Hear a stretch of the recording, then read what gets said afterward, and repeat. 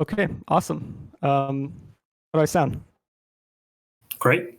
Great. All right, perfect. Thanks, Nishad. Wow, we have a lot of new people. Good evening, everyone, and welcome to the first IS sessions of the school year. It's awesome to see so many new members. Wow, I don't know what the channel limit is, but I'm sure if there is one, we're gonna find it out. Yeah, and to all the people returning as well. The IS sessions team puts a lot of effort into these meetings, and all of your support means a lot. It makes us happy to continue doing this. So thanks for everybody for attending and showing up, giving us your support. To quickly introduce myself, my name is Kurt. I am currently a third-year student at Sheridan, and I'm also the current president of the ISSessions Club. So I'm super excited to talk about what we have planned today, because usually during these meetings, we have a bunch of InfoSec segments, and then we end it or follow that with a amazing guest speaker. Sometimes we've had 2 guest speakers, but today we have a panel of 5 industry professionals. So like super excited. This is like, if you're first year, this is going to be amazing. Trust me, stick around. And you might be asking, Kurt, how is it even possible? How did you put this meeting together? And the reason it's possible is because I work with 5 other amazing club executives, and everybody on the team contributes quite a lot, and they help make these events amazing, and they make them happen.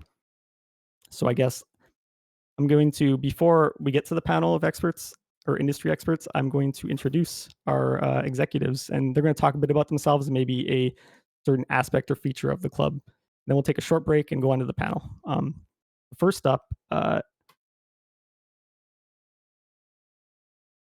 see, Luai.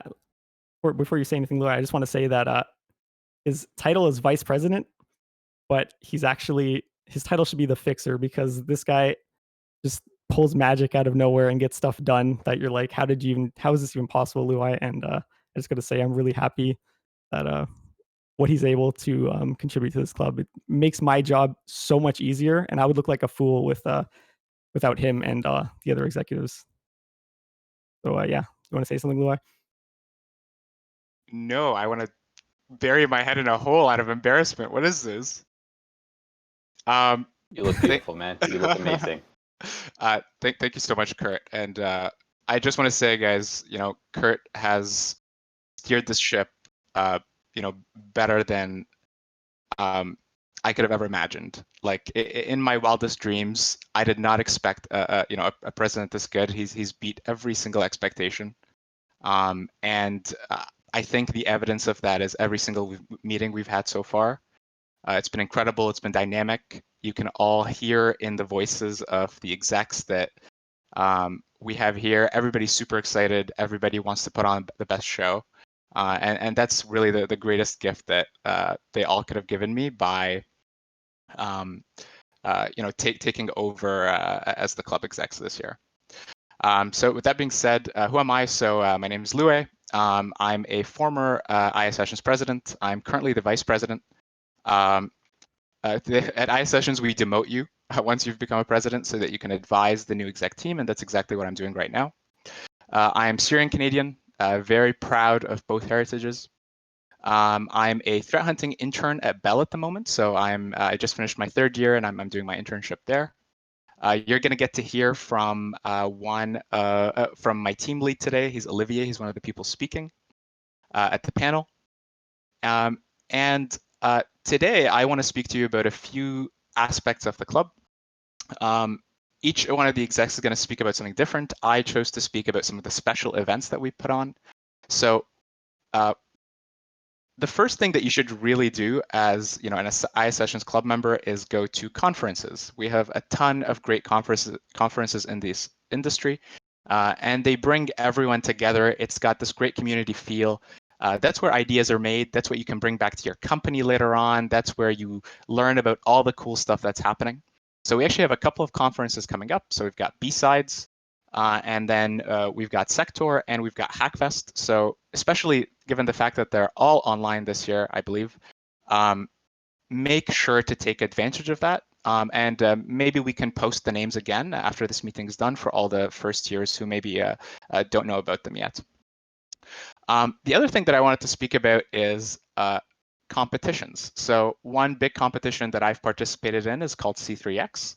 C3X is a red versus blue team exercise. It puts you in a very real situation where you as a student in a team of students have to defend your network against real adversaries, real red teamers. And you have to report to management and do exactly the same things that you would do kind of in an enterprise environment. That's actually run by Lee Kagan, who's also one of the panelists today. So you're going to get to hear a lot about that. And the last thing that I want to speak about is our biggest event of the year, which is our CTF. In security, a CTF is a capture the flag event. You might have heard of a hackathon. It's sort of like that. You solve challenges to get these flags, and the flags earn you points, and the team with the most points wins.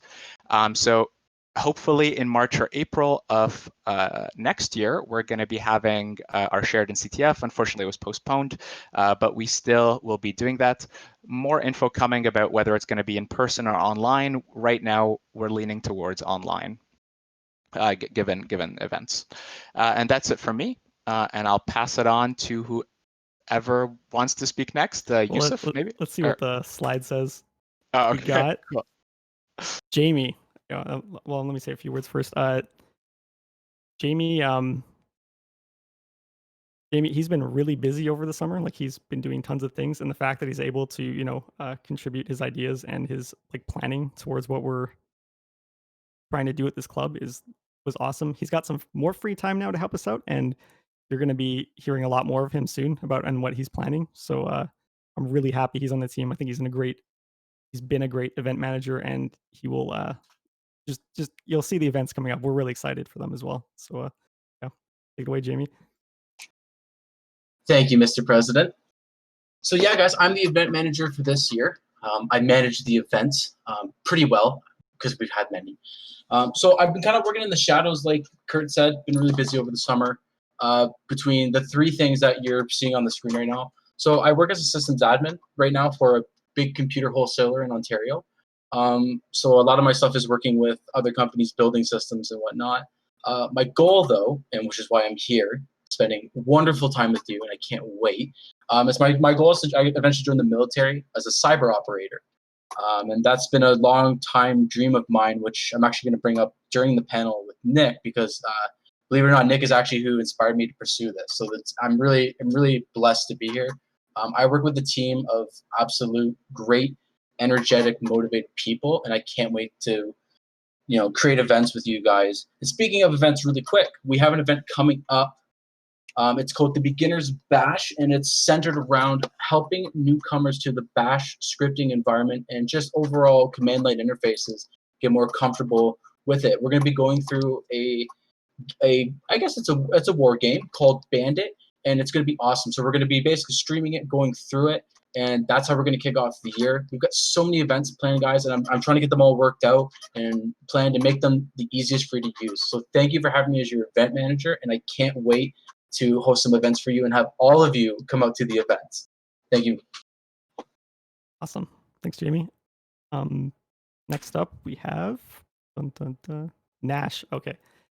Nash, his title is treasurer, but he's been able to pull off some amazing feats. We asked him if he was able to get the CCR program implemented. I forget what it stands for. Credit, whatever, doesn't matter. But it's something that can help.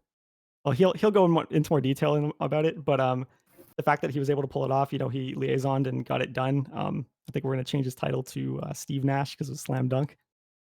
Yeah. But no, yeah, we're really glad to have you on the team. So yeah, take it away. Thanks for that intro. So my name is Nishad. I am the ISS treasurer. I go by Nash or Hakeem Nas on the Discord. A little bit about my background. I graduated in 2012 with an undergrad degree in forensics and chemistry.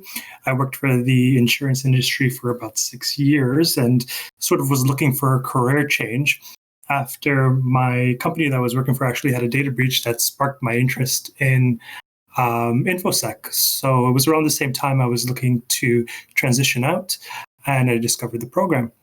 So I just wanted to point that out because I do know that a lot of people, especially in first year, are a little bit older students who have been out of school for a while. And so I just wanted to share that little level of comfort that I know what it feels like to be away from academia for a while. So as Kurt mentioned, one of the things I was able to establish for our club and for all our members is the CCR designation. So one of our goals this year actually was to grow the community and really reward individuals for their efforts in attending and contributing to the club. And so one of the things that we've been able to establish is be affiliated with the CCR record. And what that is an optional resource offered through Sheridan. And it provides a mechanism for students to get recognized for their participation in activities outside of their academic studies. It's not reflected on the transcript. However, it does assist individuals with or students with supporting their interests and their activities outside of their coursework. It also provides diverse and creative opportunities for students to get involved and meet new people and to engage in activities. I don't know if individuals can actually see the slides, but I did leave a link to the official CCR Sheridan website if you're interested in reading more about it. So how does it work? Essentially, there's different roles that you can apply for towards the end of the year. Each role has a minimum number of hours, but the main ones that I want to point out for most of our viewers are the member role and the contributor role. So the member role has about 30 hours minimum requirement, and the contributors are 15. Members are generally individuals who attend the sessions regularly. The contributors are individuals who give talks and host workshops, basically provide additional support to the team outside of just watching the talks that we give. When you apply for the designation, there's a role validation that is required at the end of the year. And so we do have to track the attendance. So we're going to be doing that this year by sending out a attendance survey. So it's really simple. All you have to do is fill out the form. At the bottom of the form, there's going to be a key that you'll have to write in, and that key will be provided to you during the session. The form is only going to be available during the session. So normally we'll have a break, and that'll give you an opportunity to complete it.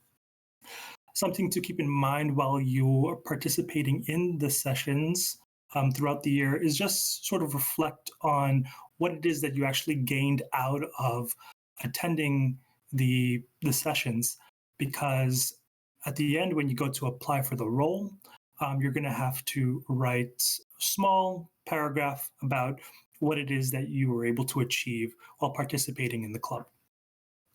So what can it really do for you? It provides you with a validation record that can be used to support your various other interests, such as jobs and internships. You can use it for applying to scholarships, bursaries, and awards. And also, if you are looking to further your education, you can actually use it to support your applications to apply to various post-secondary schools. Employers also do like it because, again, it provides evidence of your motivation and the responsibilities that you've taken on during your academic career. So it's a really good opportunity for individuals who do want to contribute and be an active member of the team. And I strongly encourage individuals to take part in this that we have to offer. That's it. Awesome. Thanks, Nash. We did hit our limit on the streaming. Like only 50 people can watch a Discord live stream at once. Is there somebody that can restream my stream in Discord? So maybe anybody with a semi-decent connection. But basically, all you would do is watch my stream and then start a stream, and then people can try to watch you. Or you can go to YouTube too, but there'll be a delay between us talking, and so you'd have to mute one of them. But anyway, yeah. So when we hit break, we'll try to get that settled. See who we have next up.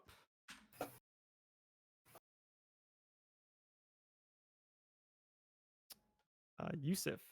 Okay, let me say a couple of things about Yusuf. Me and Yusuf actually started this program at the same time. So we've been in school for about 2 years now. And he's helped a lot with really pushing us to, like, let me put it this way. There was a period in the summer where we kind of had an empty, like a big void, and him and Jem were able to come up with actually, that was Nishad and Jem. Wow, I forgot. No, Yusuf was took up the news role. Yeah, him and Adam, and then him and Nishad were able to take up the news, do the news rundown for, I guess, 3 months now, maybe. It's been a while now, but yeah. So he was able to contribute to that. He also contributes to the website. He's helping me put things together, and the new website. And he also acts as a sort of community manager like Jem. He manages our Twitter. He manages the MailChimp server. He manages Discord. So you'll see him posting a lot. He's really upbeat, a lot more upbeat than me, and bringing that positive energy is always awesome to have. So yeah. It's Kurt. Yeah, man. Me and Kurt are really good buddies, and we go way back, 3 years back. But yeah, thanks, Kurt. So like Kurt said, I am currently a third-year student, so I finished my first 2 years. Aside from like being an ISS student, I am a coding and robotics instructor currently at my family business called the Mississauga Code Club. I recently started a podcast with some of my buddies at the Mississauga Code Club. Sorry, someone's saying there's an echo. Is there an echo? It might be if you're watching the YouTube and and listening to Discord at the same time. Just keep that in mind. Yeah, so try and pick one, guys. If you're watching it on YouTube, watch it on YouTube. If you're on Discord, only watch it on Discord. Don't try and do both. But yeah, so essentially that's who I am. The other guys really covered up everything about the club really, really well. I guess for me, the one thing I really want to say to you guys, especially because of all the first years that we have going on, you guys already heard me and Jem blabber to you guys for about 40 minutes. So I'm not going to blabber too long. The one thing I do want to say is what I've gained from this club. So essentially, I started coming out in first year, and I participated in the CTF in first year. Me and Kurt actually did it with a couple buddies, and it was honestly a great time. You get to really apply the knowledge that you gain throughout this program in first year, and essentially, you're not really able to do all that much, but you gain a lot through the mentors, through the people that help, and you learn a ton. And it's just a really good environment, and you get to really understand that InfoSec environment and just put yourself in a situation where you get to learn so much. So I think for me, that is kind of what I want to get at to you guys is this club is a lot more than just a club. It's somewhere where you actually get to understand and get to be a part of something a lot bigger than just a degree program. The degree program itself is great, but when you join this club, it's a whole different world. And yes, like Pablo just said, we're not a club, we're a family. So I think that's it for me. Thank you guys. I hope you guys enjoy what we have planned. And yeah. Awesome. Thank you, Yusuf. And then next up we have Jem. As you've noticed, I kind of get mixed up with who did what in the club, and that's kind of because we all do a lot, and it's hard to even keep track of who does what, because at the end of the day, it doesn't matter so much because we all really contribute and try to make it as good as possible. So, I'm I'm sure a lot of you first years have heard a lot from Jem and Yusuf. If you were in Mr. Sun's class, I'm heard he gave them like 40 minutes to talk, which was crazy. Thank you to Mr. Sun, and thanks to Yusuf and Jem for being able to talk for 40 minutes. Also, like, yeah, as I said, because I got Yusuf and Jem mixed up, Jem, he just got out of first year, and he just got into second year. But during the summer, I mean, just come out of first year, he was able to put on a project den with Nishad. They went through an entire hack the box. It was really detailed, really thorough, and it's like really impressive what they were able to achieve in only after being in this program for only 1 year. So, say a couple things. That's awesome. Thank you so much, Kurt. And also just a huge shout out to all the exec team. It's kind of weird when you work with them and you kind of get lost in the sauce, for lack of a better term, because you guys are all so busy doing stuff. But it's easy to forget, like, all these guys are full-time students. Some of them are working full-time hours, and it really kind of hit home when Louis was doing his thing, his presentation. But these guys are all just putting in so much work to keep this club going. And yeah, I'm really glad that you guys are all here to enjoy the fruits of their labor and our labor. And yeah, anyways, yeah, my name is Jem. I'm a second year student at ISS Sheridan, and the community manager here at ISSessions. Like Yusuf said, and like Kurt just repeated, Yusuf and I gave 2 back-to-back, way longer than necessary talks of the first year. So I'm not going to go too in depth. I'll keep it short and sweet, and just kind of give you guys I don't know, I guess a breakdown of one of my favorite things at ISSessions.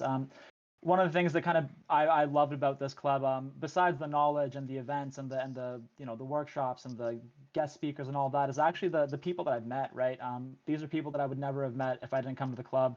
I'm not talking about other people in my section or other people in my year, but people that are in later years, 3rd, 4th years, people that have graduated, people that are from different schools. Right, because I started coming to this club, I met people from Seneca that we've gone bowling with, we've gone to conferences with. I've gone to B-sides with people that I met at this club that I never would have gone to otherwise. At least, I wouldn't have gone with friends. I might have checked it out by myself, which wouldn't have been the same. So yeah, long story short, definitely awesome club to be a part of. You're going to meet a ton of cool people, learn a lot of really interesting stuff, and it's definitely going to expedite your growth, I guess, in the InfoSec industry.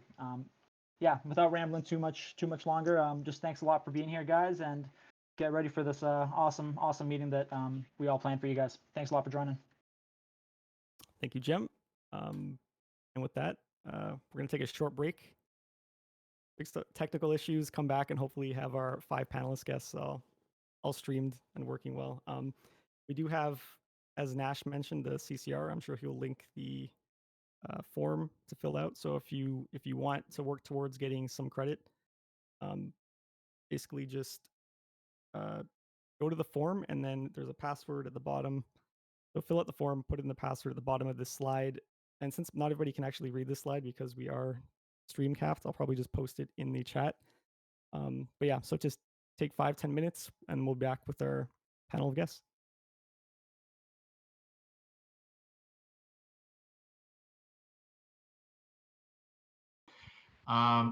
Just so that I introduce everyone to the audience right now. So we've got John Simpson from Trend Micro. He's going to be our malware analysis / reverse engineering rep today. By the way, I know. I know you don't necessarily work in your place in the thing that you were assigned, but please just play along just for today, and we'll get to ask you plenty about that. All right, so then we have a very familiar face, Nicholas Johnson. He's the bearded man. Then we've got Alana. Alana is a security consultant at Security Compass and has been speaking at ISSessions since I've been there. So I don't know if she's been speaking before that.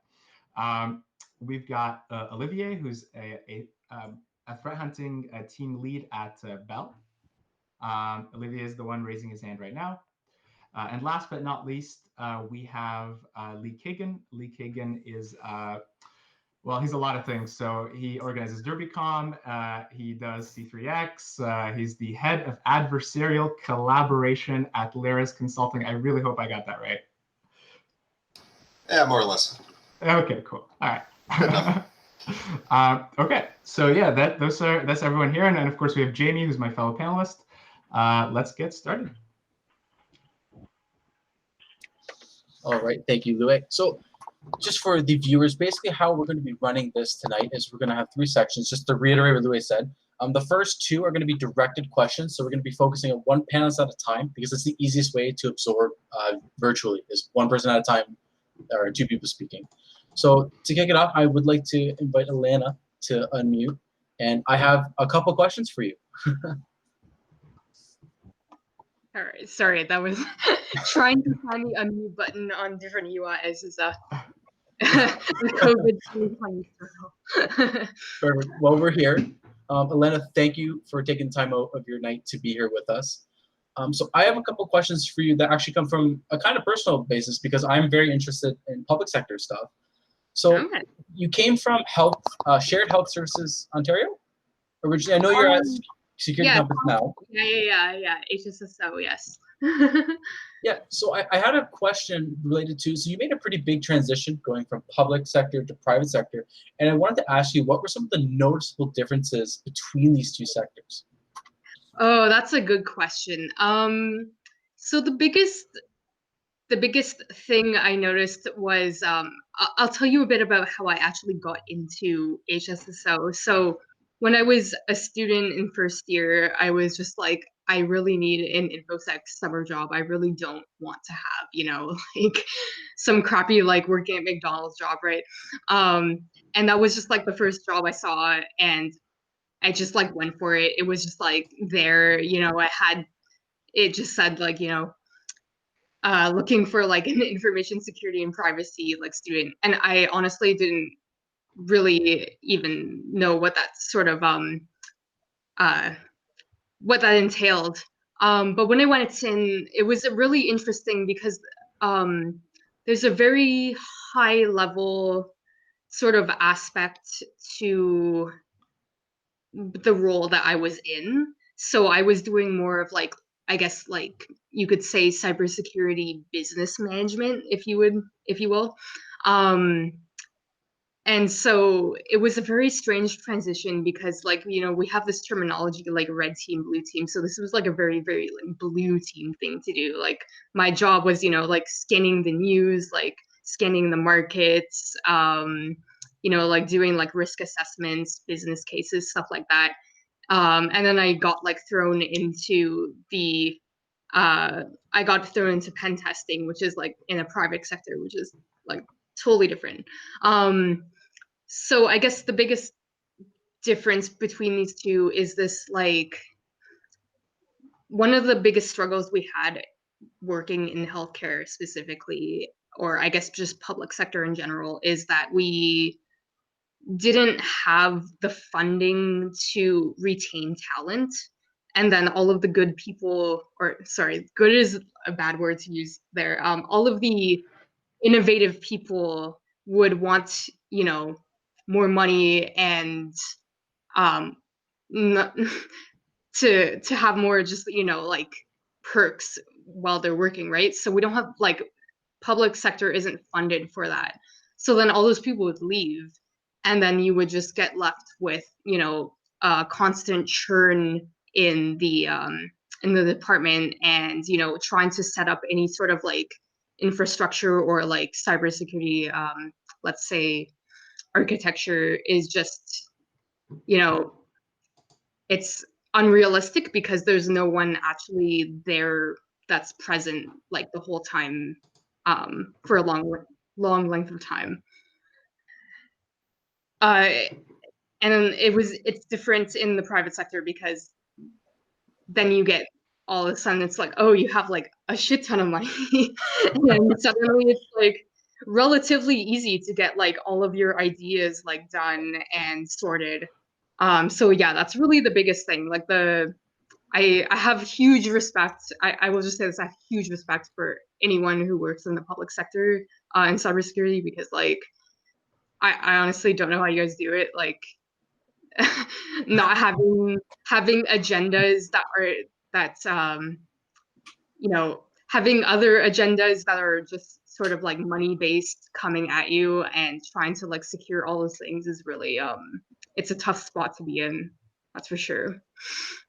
See, it's very interesting that you say that, because for someone like me, like my goal actually is public sector, because I have this kind of gravitation towards the opposite of what you said. I'm not very interested in like the big bucks and the corner office and the perks. It's not something that interests me. So I'm very curious. So of the people that you saw that actually stayed in public and didn't go to the dark side, we could say, and go to the private sector for all the big bucks and things, did you ever find that there was like a humanitarian aspect or a kind of moral aspect to working in, especially public health, I'd have to imagine, but just the public sector in general? Did you find that personally, Elena? Yeah, absolutely. And like, to be honest, like I actually had the same sort of like goal as you, as I wanted to work in the public sector. But I guess what I realized, I don't know if you like followed my capstone, but I guess what I'm starting to realize is that the sort of like public private sector area is emerging. Like there's a lot of power for like work in the private sector to like influence the public sector. So I did find that a lot of people that I worked with in healthcare did have this sort of same aspect. Like, you know, we know we're not making like the most money. We know we're not working the most efficiently, but we're doing it because like we want to help like this specific cause, right? That being said, though, because the legal layer of like cybersecurity is so in flux, there's a lot of room for private companies to sort of like, you know, wedge their way in and be very innovative and sort of, you know, disrupt these patterns and like say like, you know, we can sort of offer security services for these causes. So that's sort of like actually an angle at Security Compass that we're coming at. You know, we want to support things like, let's say, healthcare. And so it's a very interesting like it's a very interesting thing about I don't know, just sort of reimagining like how can we have a business and generate money and sort of like build a business that is like sort of complementary to the public sector, and you know, helping them out without actually, I don't know, like aggravating the problem. Does that make sense? No, it does make sense. And it's Makes like sense. you were kind of mentioning, it's a very complicated kind of like synthesis of these two places that are not normally in this common space. And I think that's a really good point for everybody to kind of take in, because that's where all the room of growth I think will be, is the public sector and private sector building these new possibilities together. So yeah, and I definitely struggled a lot actually with that decision, because I was like, you know, I really, really want to, you know, the foundation of like the social structure we have here in Canada is like, you know, very special. I wouldn't have had the resources I had growing up if I was like in a different place on the planet, right? And so I felt very like I wanted to contribute to that, but at the same time, I'm realizing now that, you know, working for public sector is not necessarily everything. Like you can definitely make everything's becoming sort of like there's opportunity for things to become decentralized. So, you know, we can have we can do good things with private sector too, and that can influence it. Is that the topic of your next talk, Elena? are we in the trailer, the teaser? Man, you got me like rambling, like just like head on. That's good. That's good. Well, Elena, thank you so much for sharing that. I am going to move on to our next panelist, because I know I can talk about this stuff all night too. I'm very passionate as well. Elena, thank you for having this discussion with me. Next up, I'd like to call up John Simpson. Hey. How's it going, John? Good. Awesome. Thank you for helping us with the Google Meet idea. This was a lot better, and this is working. Thank you so much. Yeah, no worries. So John, we haven't met in person yet, but I was talking to Louis about some of your background. He was really pushing your reverse engineering experience, and it really interested me, because my very basic knowledge of reverse engineering is that there's a lot of smaller fields within it, and I was wondering if you could kind of unpack a few of the small fields within reverse engineering and some of their kind of thoughts on the industry. Yeah, so I mean, so reverse engineering really could be applied to so many other sort of major fields of infosec. So if you think of if you are doing a forensics job and you encounter some sort of, you know, file system or some sort of storage mechanism or some sort of, you know, document format that you've never encountered before, and, you know, you may, you know, if the job requires it, you may go and have to then pull apart and try to understand that file format. Maybe you're trying to pull out, you know, data about when the file was modified, when it was created, you know, maybe there's some nice juicy metadata hidden in those files. You know, pen testing, you know, for people who are lucky enough to be working in pen testing where they actually have time to potentially write exploits for software that they find in an environment, as opposed to, you know, doing what I would call running off the shelf exploits, which is, you know, someone posted, you know, a publicly available, fully functional exploit that you can just go and run and it works, you know, without any issue. Whereas, you know, realistically, if you're doing, you know, a slightly longer pen test engagement, you may find something where, you know, one of your automated tools says, oh, this version of this product that I just scanned is vulnerable to, you know, this particular vulnerability that we know of, but there's no public exploits available for it. So, you know, to then go and you know, grab a copy of the software that they're running, reverse engineer it, try to come up with an exploit to be able to demonstrate, you know, on a pen test, hey, look, this is real. This is a real vulnerability that has real effects on potential effects on your business. And then we have, you know, the whole world of malware analysis, which is, you know, I mean, we're talking like hundreds of thousands of new malware samples a day. The work is endless for malware analysis, absolutely tremendously endless. But the thing that, you know, people who do malware analysis will often see is that, you know, most people don't write unique code. People are just pulling bits and pieces from other stuff here and there. And then you get into, you know, kind of more my area, which is vulnerability research, which, you know, there's about like 3 or 4 different major directions you can go with that. So, you know, whether it's doing what I do, which is, you know, reverse engineering known vulnerabilities, you know, things that have been fixed so that we can then figure out how to detect exploitation attempts. You have, you know, similar sort of work at, you know, every single cybersecurity vendor under the sun, you know, has teams that do this so that they can write detection for it. Then you also have people that are hunting for new vulnerabilities, people that are, you know, that work for like Google Project Zero, and there's lots of smaller firms that are doing this. So yeah, you can really apply reverse engineering to almost any kind of subfield of InfoSec in some way, whether it's the entire basis of your job or not, that's another thing, but you can definitely apply it everywhere with enough time and resources, and that's the kicker. Yes, you would almost say that reverse engineering is kind of like, not so much like a philosophy, but it's kind of like the umbrella in which most fields fall under, and it's an aspect of kind of every job.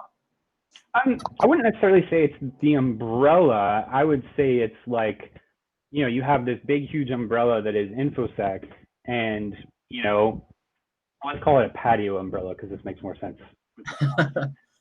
So you have this big patio umbrella that is InfoSec, and you have all these, you know, different sort of things under it. Or, okay, sorry, let's restart this analogy.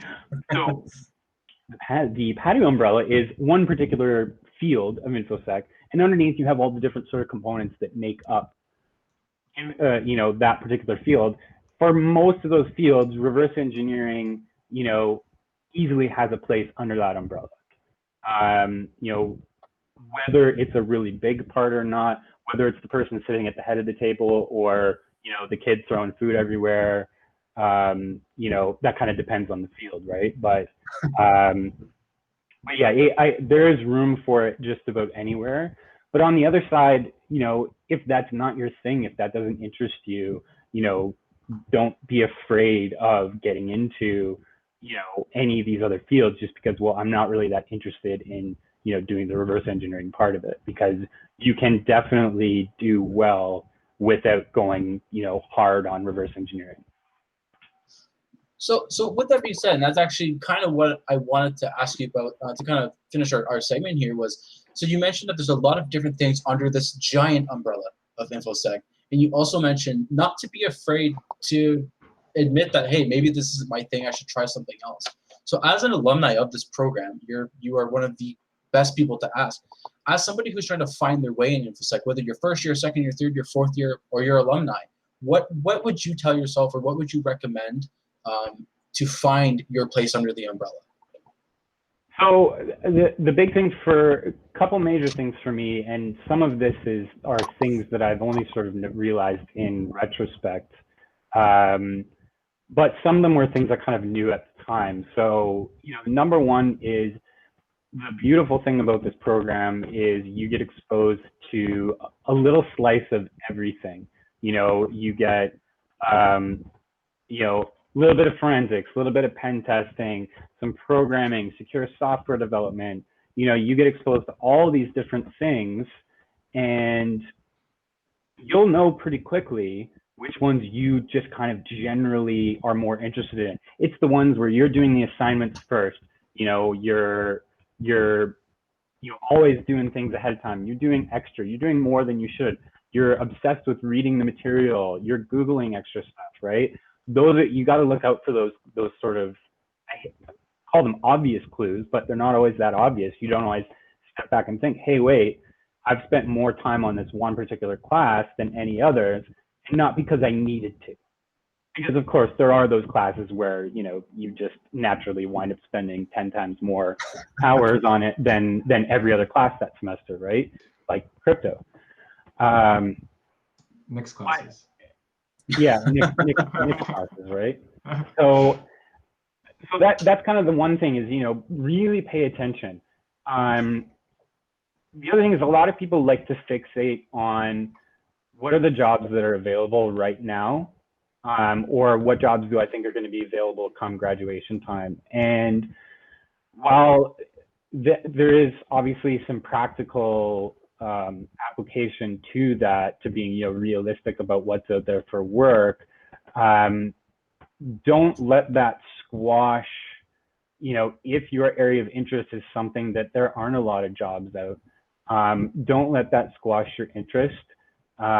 Use your so for a lot of us, we take the first co-op position that's offered to us because we're kind of obligated to, and a lot of us will go back full time with our co-op employer when we graduate, and you may or may not like that job, but it's work, it pays decently, and it gets you industry experience. And so you may already know when you graduate that you're going back to a job that okay, maybe this isn't really what I want to be doing, but you stick it out, and on the side you can continue gaining knowledge and working away at what you really want to be doing. And that's exactly what happened with me. Was I basically spent a couple years at Deloitte, including my co-op. I did consulting on both the defensive side and did a little bit of vulnerability assessment and pen testing, and none of that stuff really was my thing. Pen testing I thought was going to be kind of the best chance for being something that I really liked, but the reality of how pen testing actually works was not, it just wasn't for me. And when I got incredibly lucky with my current job, and but it was because Deloitte wasn't filling that need for me. So I'd go home and I'd play CTFs, and I'd pull stuff apart, and I'd always focus on those kind of like hardcore reversing the CTF challenges, because that's what I knew I wanted to be doing. So you never know, like as long as you keep up the skills of the thing you want to be doing, something may come up and surprise you. An opportunity may come along way sooner than you ever expected. I thought it was going to be like 10 years into my career before I got into a job like I'm in now. And honestly, it was like, a year after graduating that I kind of fell into it. So yeah, I think that's a big part of it, is just, early in your career, it's okay to do stuff you don't want to be doing, but keep up the stuff you want to be doing. Awesome. Thank you, John. That's a really good personal policy to have, is just to be honest with yourself, listen to yourself. But I think you gave some really actionable advice of just listen to what your interests are and just follow them. And I think that's just great advice in general. John, thank you so much for answering my questions. You're welcome. So I'd like to invite Lee to unmute his mic. Hello, hello. How's it going, Lee? Not too bad. How are you, sir? I'm good.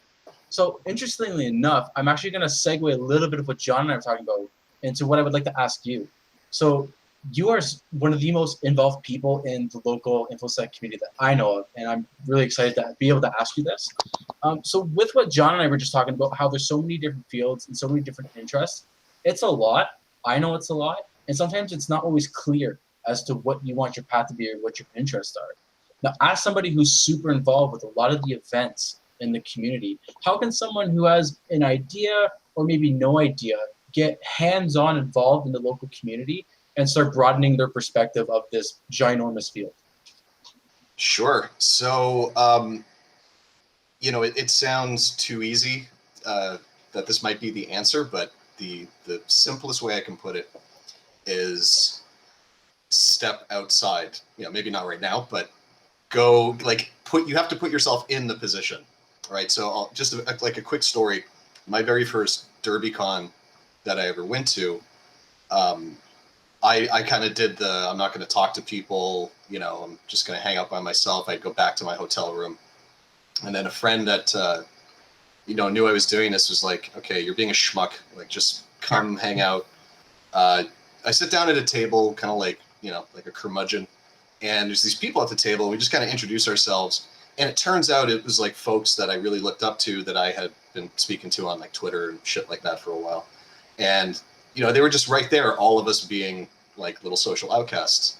And the reason that was significant for me was because up until that point, I really didn't make any effort to be involved or to even attend things. So right in your opening slides, what was awesome is about going to things, going to conferences, going to whatever, stuff like this, which is phenomenal. You have to put yourself in the position to everyone always wants to do something. And then when the effort is now and the responsibility is now on you to do it, it's easy to get very discouraged. I would love to start a whole new meetup. Really? You want to organize all that and deal with upset people and all these things? So it's good to, first of all, just step outside, see if it's something you want to do. And if it is something you want to do, there's easy ways. Blogging, if you're not the most social person. Blogging's, I encourage everyone to just blog. People I speak to a lot who are in offense, who are trying to, who think they need to write a tool in order to be of the group, will be like, but I have no fresh ideas. I'm like, look, somebody releases a new port scanner every 12 minutes and blogs about it. But this one's in Go and this one's in Rust. It's amazing. But it's, at least they're taking the effort to do something about themselves that they're throwing out. You're externalizing, right? So I think it's just pick something you want to be involved with. We got, tasks. We got B-Sides TL, which is more annual. There's a whole bunch of little meetups. There's stuff like this. Just go to something. Just be like, hello, my name is whatchamacallit, and I'm just interested in stuff. Would like to meet some people. It sounds like that can't be the answer, but it is. It's just say hello and throw yourself out into the void. You'll hit a wall at some point. Yeah, that's. I got nothing more intelligent than that to say.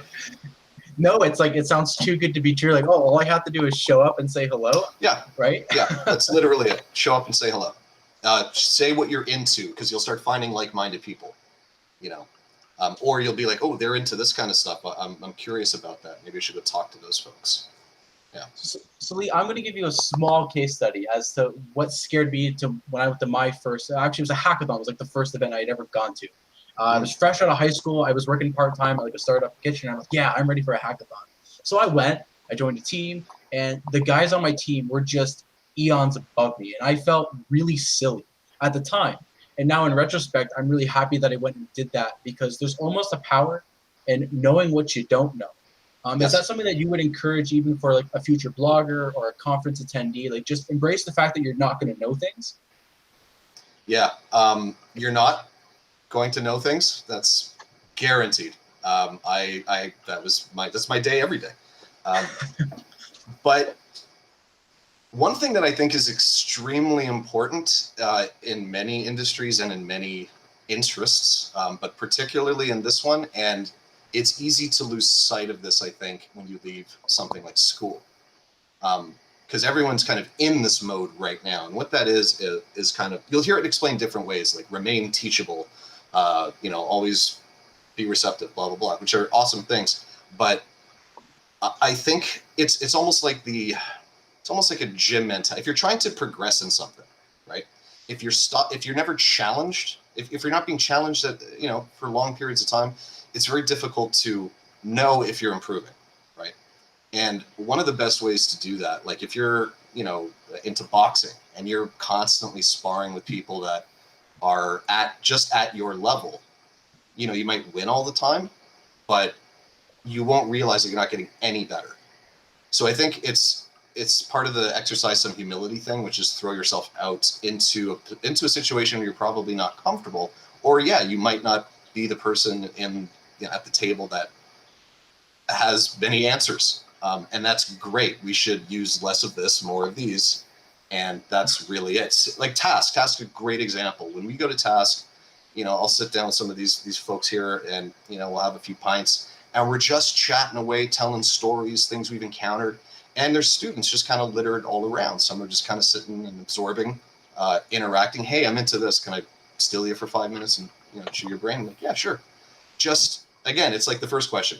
Go put yourself in the room, right? And then just say hello.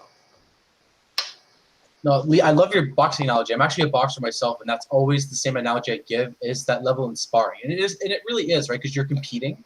Yeah. It's a friendly competition, but it's so important to your development to just realize, like, yeah, there's levels to this. I'll get to those levels, right? Like, Sure. Don't put yourself down. No, and realize the challenge is healthy. The frustration can be healthy depending on what you do with it, but that's normal. It's normal to be like, I'm not. Think of anything that anybody listening right now has ever learned. You learned it. Like you realized you learned the thing at a moment in time, but it was probably months of like tearing your hair out, and then you're like, oh, I get it. It's an L, not an E. Problem solved. Absolutely. Lee, thank you so much. I know Louis has a ton of questions for you, so I'm gonna let him do it. He's got like a list here. Yeah, I know, but there's a list. So I'm gonna let you be braced for that. So Lee, thank you so much for having a conversation. My pleasure, man. Cheers. All right, if I could invite Olivier, I hope I'm pronouncing that right, to unmute your microphone. Hi, how are you doing? I'm good. How's it going? Am I pronouncing your name right first off? Oh yeah, you're pronouncing pretty well. Pretty good. Yeah, for a good old Canadian boy. I hope it's all right. So Olivier, my knowledge of you has been, at first it was bits and pieces from Louis talking about you, and you're like this mysterious figure, and I really enjoyed it. I was like, Louis has such a spice to things, right? So then I read your biography, and I actually kind of questioned Louis about it. And there was one thing in your bio that I loved, and anybody who knows me knows that I am on the same boat as you, and is that the modern web technology space is so complicated. And I love the little tidbit about you liking more gophers, and I love all that because that's me. I worked in web development, and I understand. So I wanted to ask you that because we're moving towards this cloud-based, a lot more web-based technologies, how do we securely navigate that from an information security perspective, right? Like how do we approach that, and how do we anticipate that? Right. So the way that I see the current web, the modern web, is that we've stacked up on like a wide variety of technologies, and even things that we consider to be things that we use on a daily basis are actually very complex pieces of software. Let's just take like a basic modern web browser. Like you've got to do all of this parsing. You've got these other tidbits that you need to take into account, like how do you do, let's say, video streaming, audio streaming, and all of these technologies that do integrate within a modern web browser. Because basically, the way that we've thought of them, let's say modern software, is that it kind of needs to integrate with the web in a sense or another. So it feels like we're moving towards very, very complex stacks of technologies and stacks of software that we need to deal with now on the security side of things. Like, I'm sorry, can you just repeat a question? Oh, sorry, I can't hear you. Sorry, I was muted. My apologies. My question was centered around the fact that, like you were saying, that we keep stacking these web technologies, right? And it's making excellent, robust web applications. But as security professionals, how do we kind of navigate that, and how do we anticipate that? Right. So, I mean, there's kind of two aspects to the whole idea of securing web technologies. Like there's the client side and there's the server side. In both instances, I think it makes sense to reduce the attack surface as much as possible. So of course this complexity plays against us as security professionals, and it kind of makes sense to try and lock down or reduce the components that we use as part of our web stacks to the bare minimum. So, like my personal thoughts on this are that if you can like if you can use the stack in a way to reduce that to the maximum, like if you just need to share information, then like using the simplest solution usually makes sense.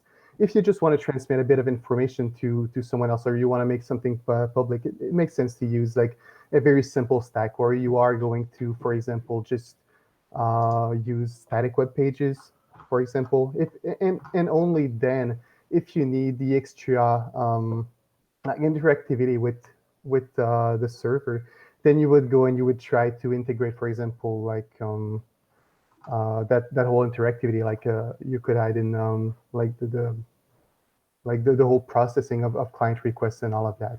So I think that's kind of what I'm trying to say there, is that we need to try and bring the essence of what we are trying to build into its simplest form, and that is usually what is going to turn out. I would assume the easiest way to manage that complexity. Have I answered your question? Your question to your satisfaction? Yes, absolutely. That was an excellent answer. And one of the reasons I asked that question is because when I think of threat hunting, I think that's kind of like the opposite of anticipation, where you're seeking out the problem, right? Like anticipation to me is we're being defensive and we're trying to see what's going to happen. So how has these increase in stack and complexities, like you said, that was the best way to say it, the increase in complexity, how does that specifically change your approach to threat hunting? Because it must alter the way that you approach these problems, I would have to imagine. Right. So the fact that we're dealing with more complexity means that we are exposing more to the attacker in a sense. So if you have a multi-tier stack of technologies, then each of these technologies can actually become like an attack surface for the attacker if it's not secured properly. So on the threat hunting side, we need to take into account that these are actually possible entry points, for example, for an attacker, and we need to properly look at these technologies in order to really secure the whole stack. Basically, when we're talking about threat hunting, we're talking really about a proactive way of thinking. So whereas like I'm going to say like the classical approach like a few years back was really to be reactive to things. So you would wait for the like a defense system to pick up on a signature or a sign of attack. But that did not. That's not the whole incident response and the whole blue teaming approach in a sense. We need to be proactive in actually securing these devices and looking for attackers that might be using these technologies to get into networks or workstations. And one thing that's interesting to recall is that all of these technologies are, in a sense, only abstractions of things that are going on at the lower level. So even though you might expect an attack coming from a higher level abstraction, you might actually have to deal with something that is much lower than what you would expect. And you kind of always have to think about the fact that you're dealing with abstractions. So basically, if you think of like a web attack, in a sense, these are always going to be bytes going around on a wire. So you need to also take into account that your whole idea of detecting at a higher level might be bypassed by someone that is kind of subverting the whole idea and essentially going down at a lower level and attacking at that point. So you kind of have to think about the fact that you're dealing with all these abstractions and all of these technologies together, and that what you think the attacker is actually doing, well, you might actually be going around and attacking something way different than what you're expecting. So yeah, that's kind of what I would say that I'm thinking about when I'm thinking about threat hunting at the web level, for example. Yeah, so Olivier, just to unpack that, because I was listening to that and it's so excellent. So effectively, the way that I understood that was that previously threat hunting was kind of directional, right? You could kind of sense the direction in which something would happen because there was less abstraction, less complexity. But now that there's been an increase in complexity and abstraction, it's kind of unidirectional, right? It can come from anywhere at any level of a stack, and that's kind of what makes it more difficult. It does, exactly. And one thing that has been going around that I really like is that defenders tend to think in lists, whereas attackers think in sense of graphs. So you kind of have to get into the minds of the attacker too and see that if they're interested in something, they won't necessarily go like directly and straight for that objectives. They are going to jump around the network, and they are going to use multiple points within your network to actually get to their objectives. So I think you also need to have that attacker mindset when you're dealing with threat hunting. Basically, because any of these points could be like a capture point, but if you miss the one that the attacker is using, then obviously you're going to miss on that specific detection too. Just to add to that. Awesome, Olivier, thank you so much for that. That was wonderful. Hey, it's a pleasure. It's kind of like being interviewed by like 50 persons at a time, but yeah, it's pretty fun. it's so much. There is so much throughput right now, and I'm loving it. But it's also it's fantastic. So Olivier, Louis will be asking you some more questions later, and I'm really excited for that. Let me tell you. Thank you, Olivier. What are you doing, Jamie? I'm hyping you up. Is what I'm doing. All right. Don't worry. All right. I got this. Okay. I know what I'm doing. All right. Last but certainly not least, could I invite Nick to unmute his mic? Hey, Jamie. How's it going, Nick? Good. How are you? I'm good. So I initially had this pecking order a little different, but I decided to save you for last because I have something that I want to say, and I'm going to start with a question. I'm going to end with a statement. That's kind of what I have going on here. So Nick, your history in InfoSec is pretty well known and decorated to all of us, and we're just, we're very happy that you're the program coordinator. Let me tell you. Thank you. So what I kind of wanted to know, because this isn't something you always have a chance to ask, is what was your interest before InfoSec? Like, what was kind of your first dabbling in just the world of technology in general? Yeah, sure. I thought I was going to be a programmer. That was what I wanted to do from when I was in high school. And I actually ended up taking computer programming at Sheridan.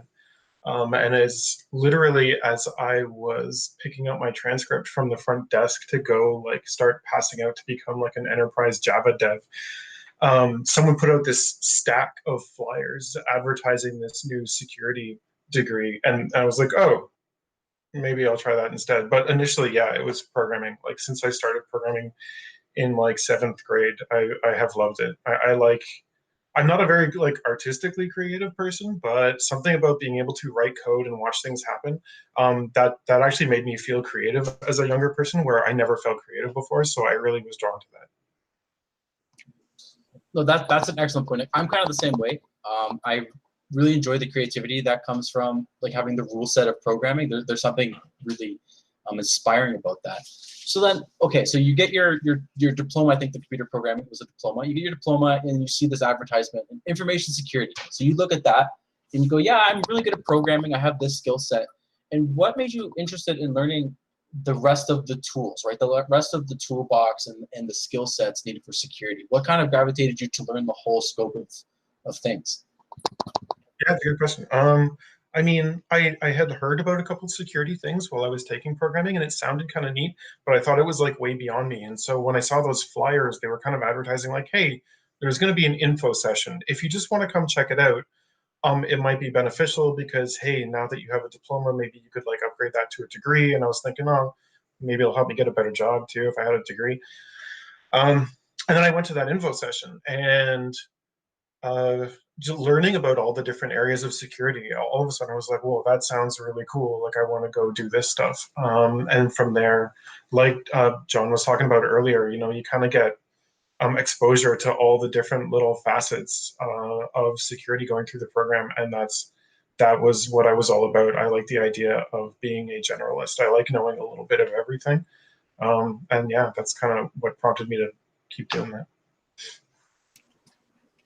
I think that's what appeals to a lot of people is you have a little bit of everything for experience.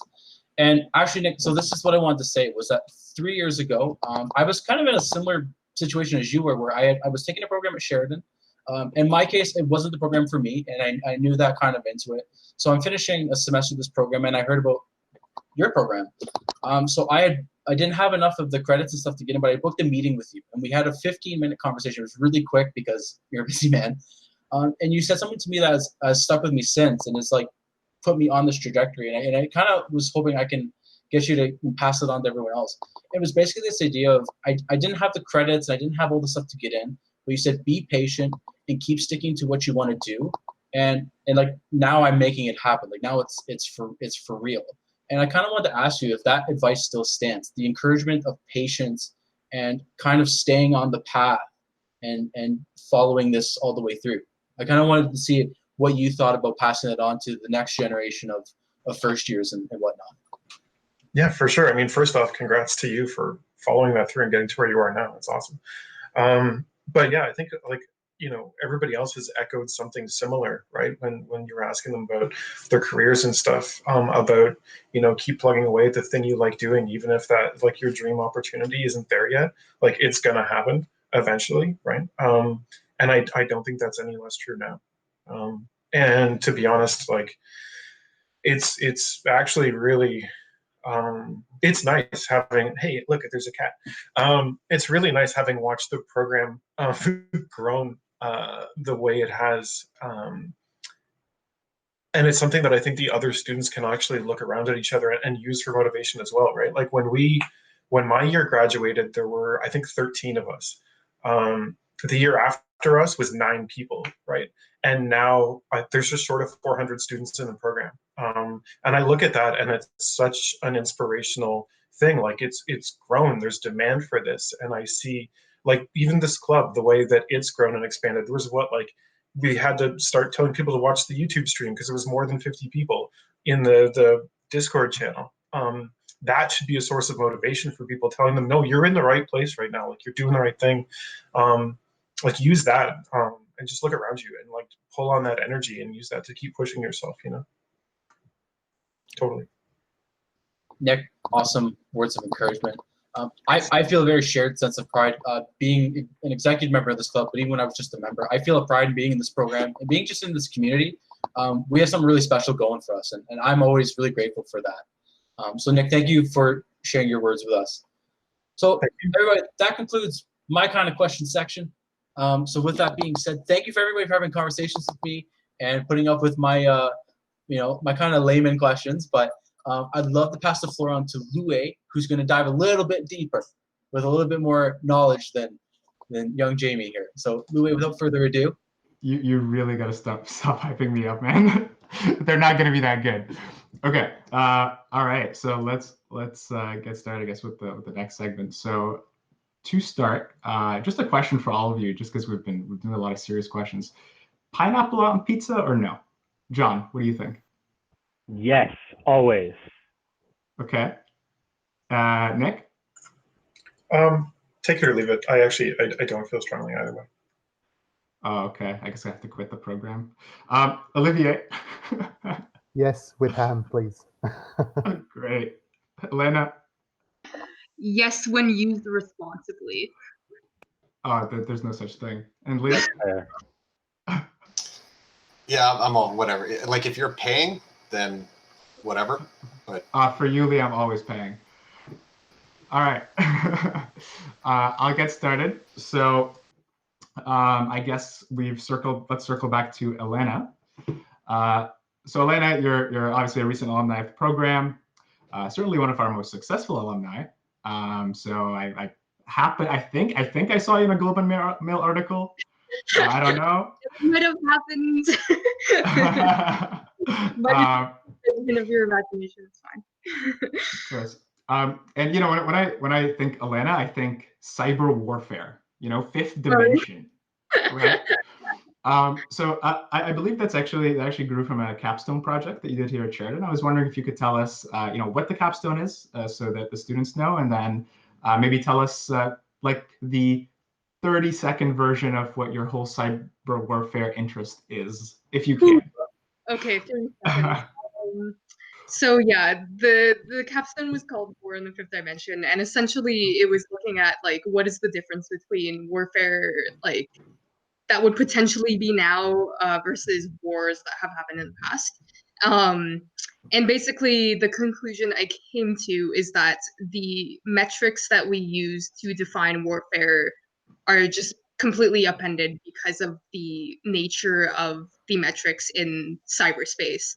And so that goes into sort of like three main areas, at least from what I looked at, which were, oh geez, how do I remember now?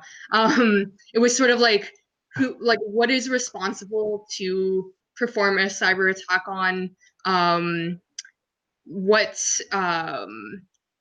much like, you know, return damage, if you will, can you perform in a cyber attack, and what sort of effect does it have like on society? So going back actually to Jamie's, you know, question about these, one of the main like big components was again the public and private sector merging, because you know, the cyber war, which we don't know if it's happening, like if we use the terms that were defined in the past to define war, they don't define like whether, you know, let's say like our government institutions getting hacked counts as a cyber war, or, you know, like election systems getting hacked or influenced by social media is a cyber war. However, there's a lot of power to, you know, you look at cases like, let's say the whole what was it, like Apple and the encryption thing, where like the police were trying to get them to decrypt something on a phone, and it's just like that's a multinational corporation and it has enough power to say like yes or no to that request. So, you know, we're getting to the stage where private corporations actually have, you know, almost like potentially the same amount of power as like state institutions. So that's where sort of, you know, all of these, the way that this is viewed, the way that like this potential cyber warfare is happening is sort of upending like this whole binary that we used to know. Like, you know, we in the past we've seen like state versus like the people or whatever, or yeah, sorry. Lost my train of thought, but yeah, that's sort of the premise of it. No, that's really awesome. Every time I hear you speaking about it, I'm just like, tell me more. Like, it's actually insane. Like, I had actually someone give me a term the other day. They were like, it's almost like a cool war, because like, you know, it's not quite a Cold War where we're all like freaked out that like a nuclear thing's gonna drop. We're sort of like, oh, just waiting for stuff to get hacked right now. It's like a more diluted Cold War. So I mean, what was sort of the outcome that you came to? Is there like some sort of legal framework to resolve kind of disputes between, for example, nations, or between a nation and a corporation, for example? There absolutely isn't. So, so yeah, my capstone was like, I guess the main sort of research I did on that was on this book called the Talon Manual. So that is a book that is sort of generated by a lot of other international law documents, namely the Hague and Geneva Conventions, but there was also a lot of other random like warfare doctrines and whatnot like consumed into that. And if you read the book, like it's honestly hilarious because they contradict themselves like, every like 3 sentences.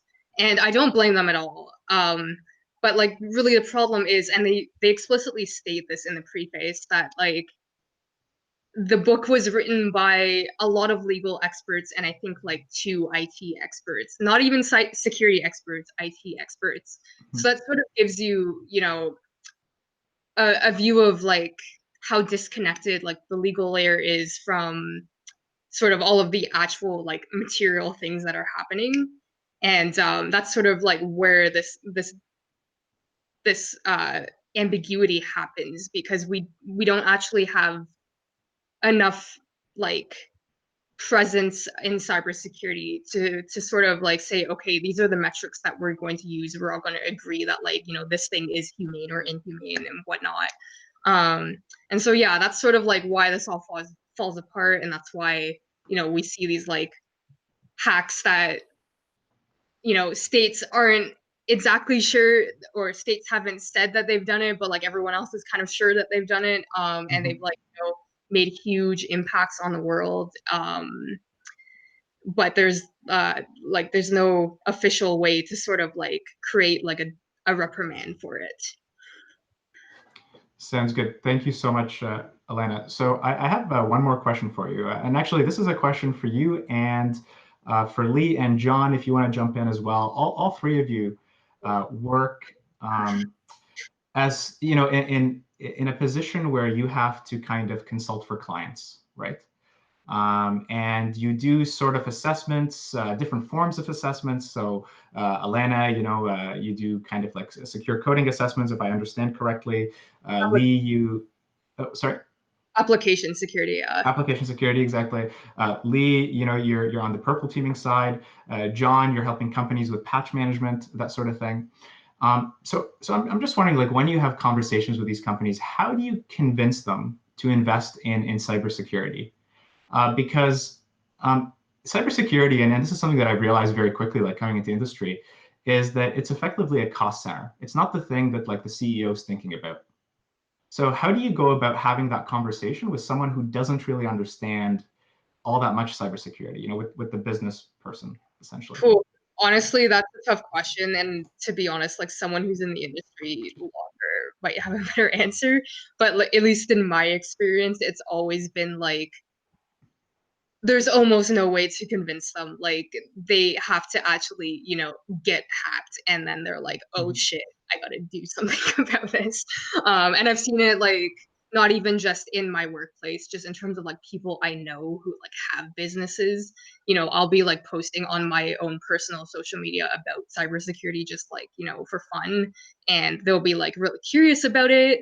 But then when it comes to like, actually dropping the dollar, they're all of a sudden they're like, oh no, I don't have it. And then, the next day I wake up and they're texting me like, I got hacked. And I'm like, well, I can't help you. Like I told you. So yeah, that's sort of my experience. I feel like Lee and John probably have a better answer about like how that conversation actually might go. Well, I mean, like I only really dealt with that sort of stuff early in my career, like when I was with Deloitte. Nowadays, really not, because so my clients at this point are all the other cybersecurity vendors. So they're already in the game. They already know what they're spending on. So yeah, but even when I was, part of the consulting, I was obviously privy to, a lot of those conversations. And yeah, absolutely. Completely agree with what Alana said. It is a cost center. No one's going to look at InfoSec as an investment of any sort. It is a cost first and foremost. And the biggest thing I can say, I think the biggest thing I learned from co-op period was that you learn your place in the business world. Obviously, when you get into this program, you can we like to prioritize, everything has to be perfectly secure. We have to use the best encryption. We have to, everything has to be like unhackable and perfect. But the reality of making a system operate like that in the context of a business means that like your business is not going to function at all. So the business needs are always going to win out. So, if you come and you propose something to say, hey, we want to deal with this potential problem or this risk, unless you can say, hey, you're going to get hacked and actually demonstrate, let's say, oh, company XYZ got hit by the exact same thing, and this is how much it cost them. Unless you put a dollar value behind it, no one's going to care. And even then, they're still going to be hesitant.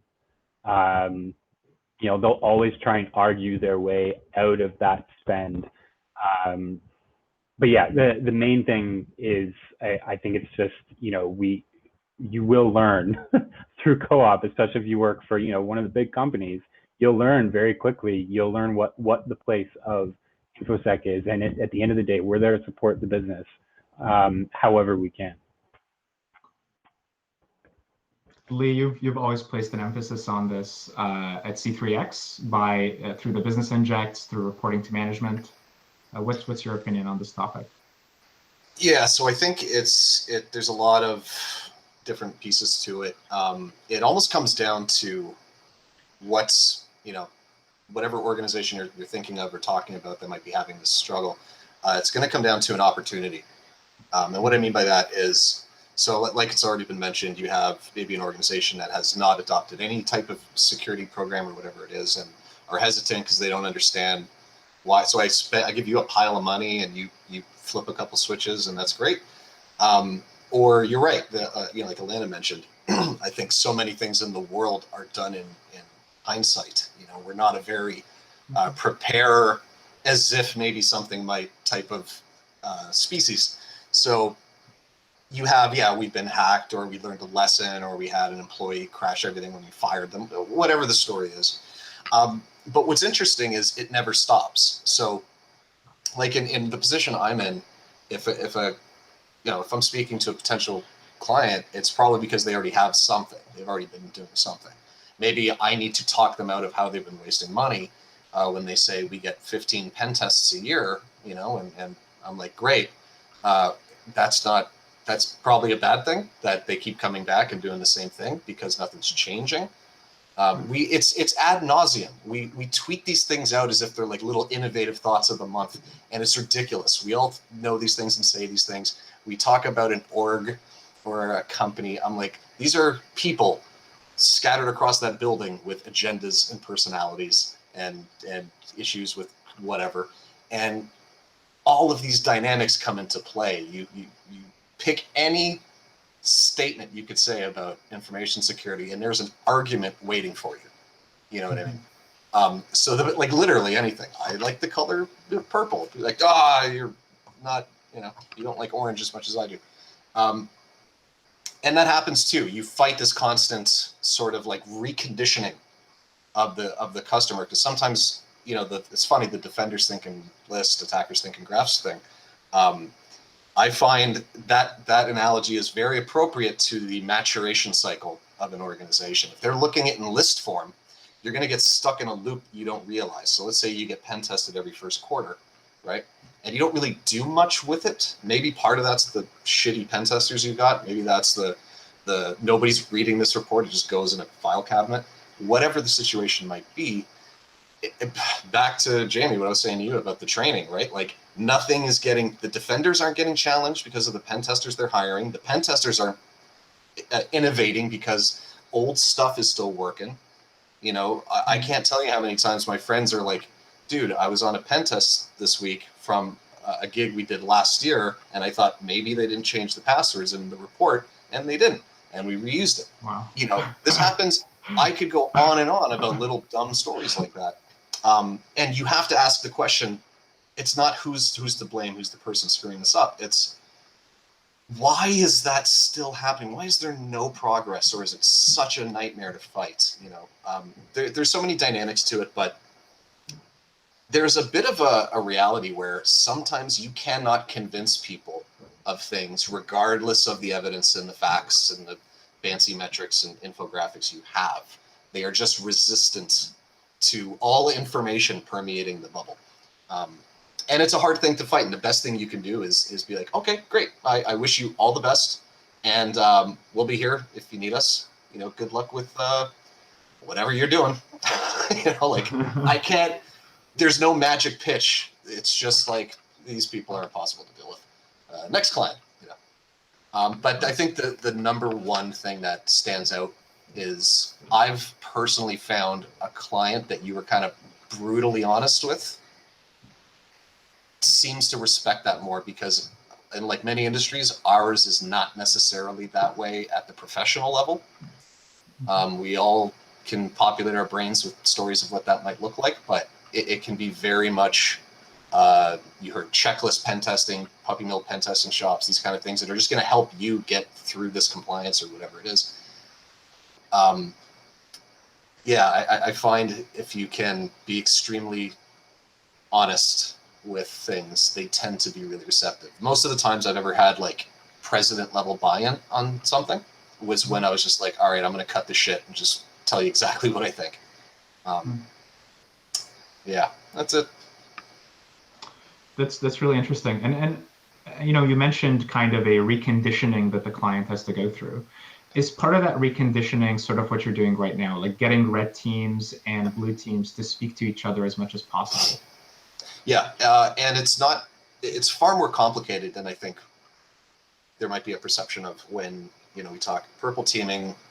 You know, I'll even be the first to say it as the practice lead of a purple teaming practice. I don't even like the term purple team.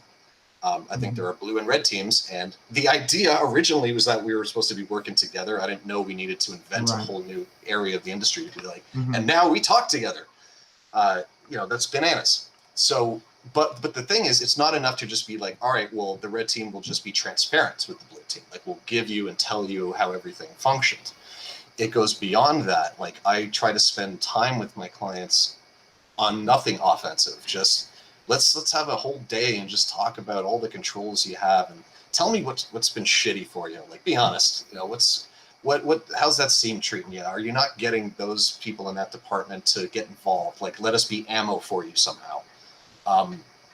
Training, like one of the things that I love them. I have my own personal purple team. Like my friend Anton, I do so much stuff with, is a pure blue teamer. Hasn't done anything other than that, and even he works here at Lars. And it's one of these things where I just get to hang out with this guy all day and like ping pong, you know, offensive to defensive ideas all day long. And that's really the magic. It's not in the execution of TTPs and all that, you know, shit. It's the collaborative nature in the most textbook definition, right? Where I'm trying to, I want to see that defensive team that I'm hanging out with and working with get better, like by the end of the call.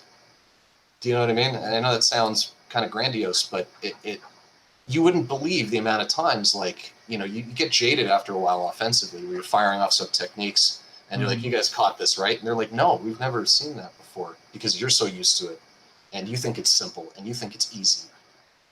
So having empathy for what there's empathy for defenders, and then there's like the sympathy you have to have that they work at a difficult org, because it's hard to get things you need, man. Like, you see people that work at organizations that are big organizations that are working with very little to defend that entire thing. And I mean, it's a miracle sometimes that they're not just getting popped every day, you know? So those are my peeps. That's who I'm trying to actually help. Right. I feel like I went way off what your question was. No, it's okay. It was very good. Actually, I just wanted to like jump in there too, like with your comment about, you know, the empathy and it being easy for us and hard for them. Like, it's definitely a thing. You know, we have clients where they send like credentials that are like base 64 encoded and they think it's encrypted kind of thing, and it's just like it's like a huge surprise to them when we are on the readout call and all of a sudden it's like, oh no, like your credentials actually aren't encrypted. So yeah, it's really just a lot of, for lack of better words, like dumbing it down and, you know, understanding that like they legitimately don't know these things sometimes. Yeah, there's that, and I think also it's important to, I think offensive folks need to do a bit better job at this sometimes, which is if you're going to be, you know, just pen testing, doing a red team assessment, whatever it is, against an organization who barely has a functioning security program, barely has any kind of 101 logging, what is it they're, what the things you're giving them in the report, they can't even go look at and find because it doesn't exist for them. So what did you sell them? You know what I mean? What the hell did you give them? And that's another big problem. I think it's one of the best thing an offensive shop can sometimes do to people is say, I don't think you're ready for this. I think what you need to do is start, you know, maybe hire one IT security person to start having that optic, and then maybe work on a little bit of hardening networks down, basic stuff. Like, you know, there's a question once was asked on another panel: how do you tell your employer that, you know, we have to deal with APTs? I'm like, you don't. What are you going to do about that? But I was brutally honest when I was saying that. I'm like, you know what you do at a small shop to make an adversary's life difficult? Those obnoxiously repeated basic things. The reason I can laterally move between two hosts is because it's allowed.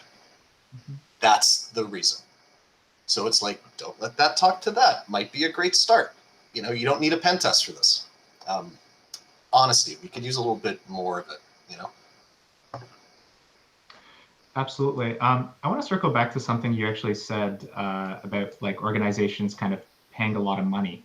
So do you think it's more effective for like a big organization to go ahead and invest in tons of software that try to kind of automate the task of the analyst? Or is it better to kind of invest in maybe open source tools, invest in the analyst's investigative skills more so as a first step? What are you kind of your thoughts on that? I don't know if it functions as neatly if it's kind of all three of those to a degree at once. So if you hire someone who knows how to threat hunt or defend or look at logs or blah, blah, blah, but they don't have the logging infrastructure and whatnot in place, what are they going to do with their time? If you have, you did the elk stack thing and you're going open source and right on and you got logs going on, but no one knows how to use Kibana or run a query or even what a 4624 logon event is, then what's the point of the elk stack? You know, if you bought a bunch of shit like I do on Amazon, you realize very quickly you didn't need most of these things, but they were impulsive and it was on, you know, daily deals, so I bought it. That happens too. And look, you know, there's amazing products out there. There's great open source stuff. There's great this. I think it's those three things you need a bit of. You need a budget to work with. What can we implement that's going to help, and who's going to work on it? Who's the person? You know, I'm not the hugest fan of outsourcing all the knowledge. You can maybe outsource the workload. You know, a managed security service provider might do something for you, but you know, there's got to be people inside that understand it. You know, got to invest in your people. Like that blows my mind when I look at people who work at places that have billions of dollars, and it is a uphill, brutal battle for you to go to one training event a year. Like, I'm holding back some real bad words right now. That's just astounding to me. Like, if there's anybody to dump some cash into, it's this person to get them trained up as often as humanly possible. And that's why it's sometimes on you to go to CTFs or go to conferences, right? Yeah. All right. Thank you, Lee. Olivier. On this topic, would you mind if I jump in? Yeah, go ahead. I was actually just going to come to you, so. Oh, okay. That's actually pretty interesting then. Yeah. So my thought process around that is that you invest in one of these three categories, like either your people, your processes, or your technologies. Like it's not always going to be like all my budget is going to one of these three categories, but you'll always have an emphasis on that. And so far, and it's still an hypothesis that I'm testing out. It's been 5 years in the making now, but I find that usually what brings back the most investment, the best return on investment, is really to invest in your people first, and to let them try to think up of their own ways of solving their problems. So let's imagine that you're talking with a vendor that tells you like, oh yeah, well this technology is going to solve all your problems. It's going to automate this with that integration, and it's going to take care of the ticketing and all of that. But in the end, you're paying maybe $1 million for that solution, whereas you can invest the same amount of money into your people and essentially let them reproduce 80% of your functionality by with a much smaller investment. And I think that investing in your people eventually allows you to let people train themselves. So I think investing in the people actually makes the whole these three components evolve also at the same time. If you invest in your people and you tell them, okay, well, take some time, try to think up of a solution to this problem, or get a team to think about a similar issue, and eventually people will solve their issue if you give them the time that they need and the resources that they need in order to do that. So I'm personally a big proponent of open source software, because I think owning your software, understanding the technology, and understanding that you can solve these issues by yourself is eventually going to make a big difference. Whereas otherwise, you might have to return to your vendor and say, okay, well, this solution that you sold me doesn't solve the issue that I thought it was going to work to solve. Or I figured that I had this other problem that I need to solve, and I thought your solution was going to give like me a head start in order to resolve that, but I find out that it's not exactly what I need. So I'm always kind of skeptical with these external solutions. I think personally that you can replicate a lot of the problem. You can replicate a lot of the solution with a good investment in people, and having them build up their own solution. For sure, it's a different mindset. It's a different way of handling money and budgets and all of that. But I think in the end, like nurturing a team is going to make a much bigger difference than investing in the tool or in a ready bought solution. Right. I mean, so we have to invest in our people, but no matter what, we kind of hear time and time again, being a defender is difficult. You're always kind of against the odds. The attacker is always ahead of you. Proper detection, mitigation, whatever, right, requires coordination across hundreds of people. You're trying to protect an organization that has, 100,000 endpoints or something like that. So I'm just curious, how do you prioritize, right? Like, how do you prioritize, say, okay, I'm going to work on this threat first versus this other threat? And then how do you actually stop yourself from getting overwhelmed? Hello, Right. So that's an interesting question. So I think often as defenders, the priorities that on what to detect or what to build first are usually going to come from the corporation. So I think there's a whole lot of threat modeling that needs to be done. Often, well, I'd say sometimes it comes from the defenders, but more often than not, it's going to come from the business owners, the people that actually own the systems that allow the business to make money. So it kind of makes sense to go along and prioritize the protection of what brings you business, because otherwise, well, directors and vice presidents tend to get mad, and that's usually not a situation that you want, right? So so I think most of the time this is going to come from these business owners. Like you need to sit down with them and you need to understand their perspective on what are they worried about at night. Like what is it that they're worried about in the end. And sometimes like the things that they envision as being problematic are going to be very different from what you think you need to defend. Like you might think like, oh, we've got these. I'm going to go on a wild tangent. Like these firewalls are entirely open to the internet. Our systems are exposed. We don't have any IPS in place. We don't do full packet capture. And then you sit down with the owner and he says, I'm afraid that my employees are going to leave for another, like my top talent is going to leave. Well, it's a valid concern. And there are ways maybe to mitigate that. So you need to kind of get your bearings and try to figure out how you're going to do that. Their worries might be like, I'm deathly afraid of being DDoS and losing my business, which is a valid technical concern. Like this is something that you need to worry about. And this is all going to come into the final threat modeling that you're going to build. And it's kind of important to follow on what how the business changes. Like this threat model should follow the evolution of the company too. So yeah, there's a lot to go on there. But in the end, these priorities will usually be, I think, what the business is worried about. Yeah. You answered my question. Thank you.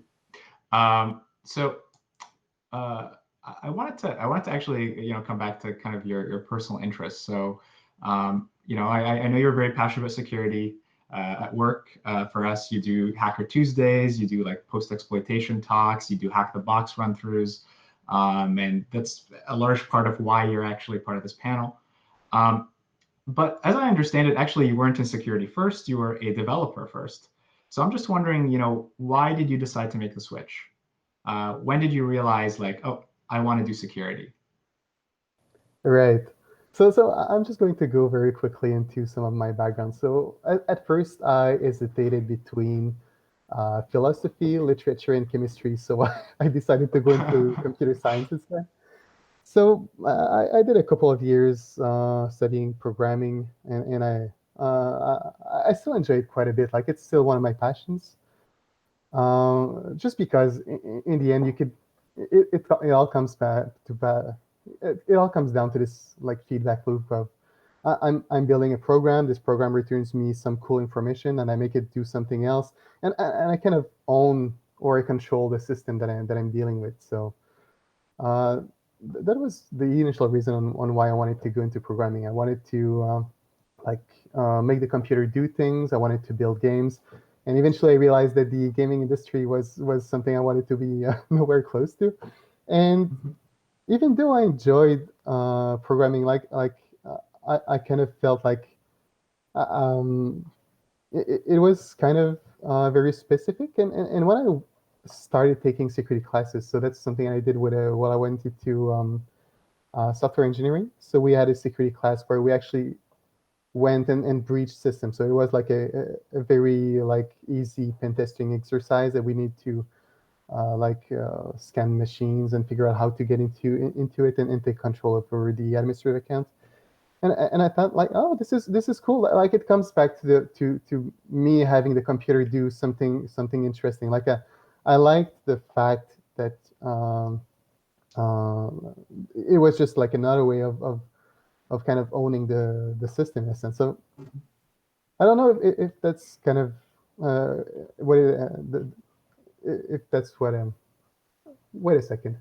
I'm just going to think about a few things. One other aspect that I really enjoyed about security is the fact that it is just so vast. Like, and it's the fact that like you can do offensive security, you can do defensive security, you can do compliance, you can do reverse engineering, you can do binary exploitation, and these are all these small topics that you can dig very deep into. Like it's been pretty incredible, like the amount of the sheer amount of information that you can come across while doing security research. And I think the fact that learning is a lot of fun in security. There's just so much to cover, and there's a way to link that knowledge of security and computing to. Oops. Are you still hearing me? Yeah, I can hear you. Okay, it says that I'm losing connection apparently, so I was just kind of unsure.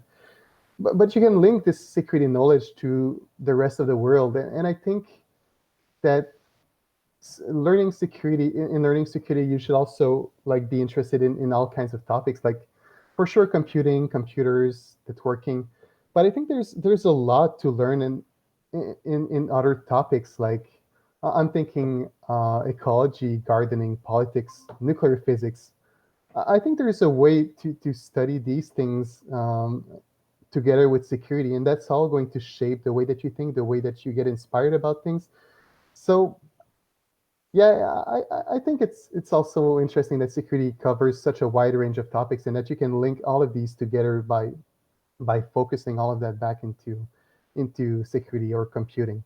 I'm just gonna jump there and say, I think I have a lot of people come to me and say, like, what is the relevance of cybersecurity to everything? And like the answer I give them is literally everything.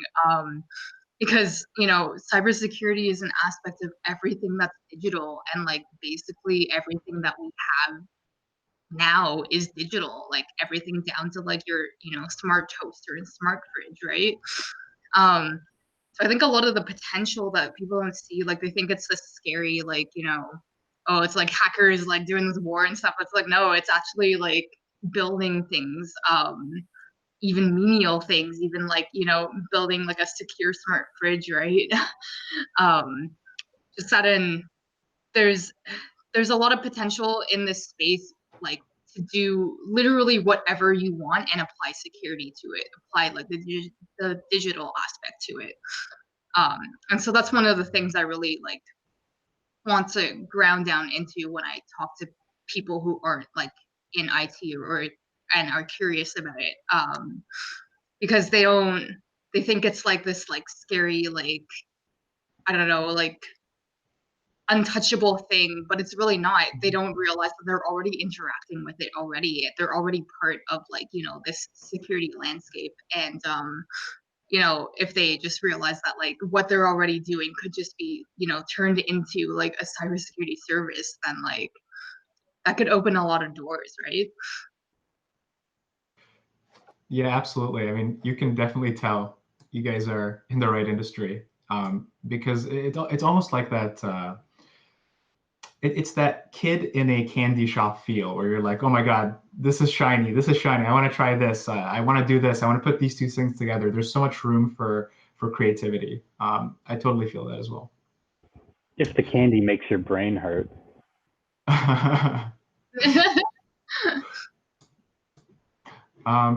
All right, so thank you, Olivier, and thank you, Elena. So I'm going to move on to Nick. So Nick, well, first of all, I have to ask you why I got an 80 on my secure software development assignment, but we'll kind of skip that for now. You did a really good job, apparently. Wait, that's a really good job. Okay, anyway. Yeah. So you're a maker, right? Hardware security, IoT.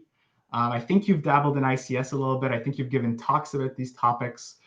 These are often viewed as sort of like niche segments in this industry, and it kind of can be intimidating for people to get into those segments. What advice would you actually give to someone who wants to pursue those avenues? Yeah, sure. So I guess there is a bit of an overlap between things like IoT security or industrial control systems, or SCADA, like supervisory data access control, whatever that acronym stands for. In that, they're all a lot more, I want to call them like more primitive systems. But if you think you want to get into those things, it's worth it to take a bit of a deep dive and start learning lower down in your technology stack. No matter what you want to pick up, it's going to benefit you. The playing with industrial control systems is not something that's accessible to people that want to learn that stuff. But like some of the wireless protocols that like your smart light bulbs might use, or some of the embedded operating systems that some of the smart home devices you can buy, are the same ones that are used in industrial environments, right? So you can get access to some of the same core technologies without having to get access to, a giant water treatment plant. So that's kind of what can make it partially accessible. There's also a lot of good virtualization software out there. Like There's a really common network protocol in ICS systems called Modbus, and there's Python libraries that allow you to simulate a Modbus server and Modbus clients. And so you can like stand up your own pretend solar farm if you want, and then just start throwing stuff at it to see what you can make it do. So again, I want to kind of circle to the sort of personal side with you, Nick. So you were in industry for a while. I'm curious, why did you decide to move to education? What was sort of your impetus for that? Yeah, sure. I knew I wanted to eventually, and I know that when I've seen some of the people in the through the program who probably understand this. There's usually somebody in your study group that tends to lead the study group or that tends to like host a lot of the sessions, and in my study group that tended to be me. And it was when we were doing that I realized, oh, I kind of like doing this. And so when I was at an industry, I kind of kept my eye open for positions to teach. It kind of came along earlier than I thought it was gonna. I kind of hoped I would do more things, but like a full-time position opened up pretty quickly, and I know that they didn't happen very often, so I took it. But yeah, it was mostly, it was the availability of the position and the idea that I knew I wanted to do it eventually, so I just took it. Yeah. Sounds good. Well, we're certainly all better because of it, so thank you. Thanks. So the last question I kind of want to ask you is, so in this program, you see students come and go, right? A lot of them don't make it through the program. What would you say distinguishes the students that succeed? To the students part, what was the last part? What would you say distinguishes the students that succeed in this program? Yeah, sure. Or in this industry even. Yeah, it's a bit of a charged topic these days, because in the past we might have said the ones that put in the time outside of class are the ones that like really want it, the ones that go above and beyond. But the prevailing wisdom these days is you shouldn't even need to do that to succeed in this field, in this industry, and even in this program. If you just show up and do the work, that will get you through it. If you hate what you do, though, when you show up, if there's not a single course in the stream of courses, then maybe that's a time to sit and reflect a bit. But I have spoken to enough students to know that not you're all about network security. I know you're going to like try your ass off in those classes, and that's what's going to like keep you, pushing forward, and that's good. So find the thing that at least, like a couple of folks were saying, that really inspires you, that wants you to do that. Other stuff, I mean, general advice. You always learn better when you can relate something to someone else, right? So the best way to learn is to try to teach your classmates. Study groups are the most valuable tool like in existence for students. So if you are struggling or you have friends that are, like, meet up once every 2 weeks and just talk through stuff like Lee was talking about earlier. Him and Anton sitting around just bouncing ideas back and forth, and the learning that goes on when two people can do that, because you have to then translate for your friend if they don't know what you're talking about, and then you understand it better, your friend understands it better. Approaches like that are so effective, and they will serve you well for the rest of your life. Absolutely. All right, so John, so you told me a very long time ago, okay, maybe not that long ago, but that you prefer reverse engineering over malware analysis. Can you tell me why? So for me, it's I think the easiest way I can say it is just the variety. Malware, as I kind of alluded to earlier, is full of people reusing chunks of other code from other malware. Almost nobody writes their own code. If they do, they're maybe just adding on an extra little piece of functionality to existing code. But you'll always hear about, oh, there's a new variant of Mirai, or there's a new variant of this, or a new variant of this. And when they say there's a new variant, they mean like they added a couple new functions to this piece of malware. For vulnerability research, and this really sort of depends on the specific nature of what you're doing with vulnerability research, but vulnerability research is limitless in terms of the variety of things you can look at. With malware, there's a limited number of programming languages generally that people are using for malware. There's it tends to be sort of expected behavior out of malware, things you're looking for it to do. You're just trying to understand the general behavior of the malware, maybe how you can detect it on the system, et cetera. With vulnerability research, the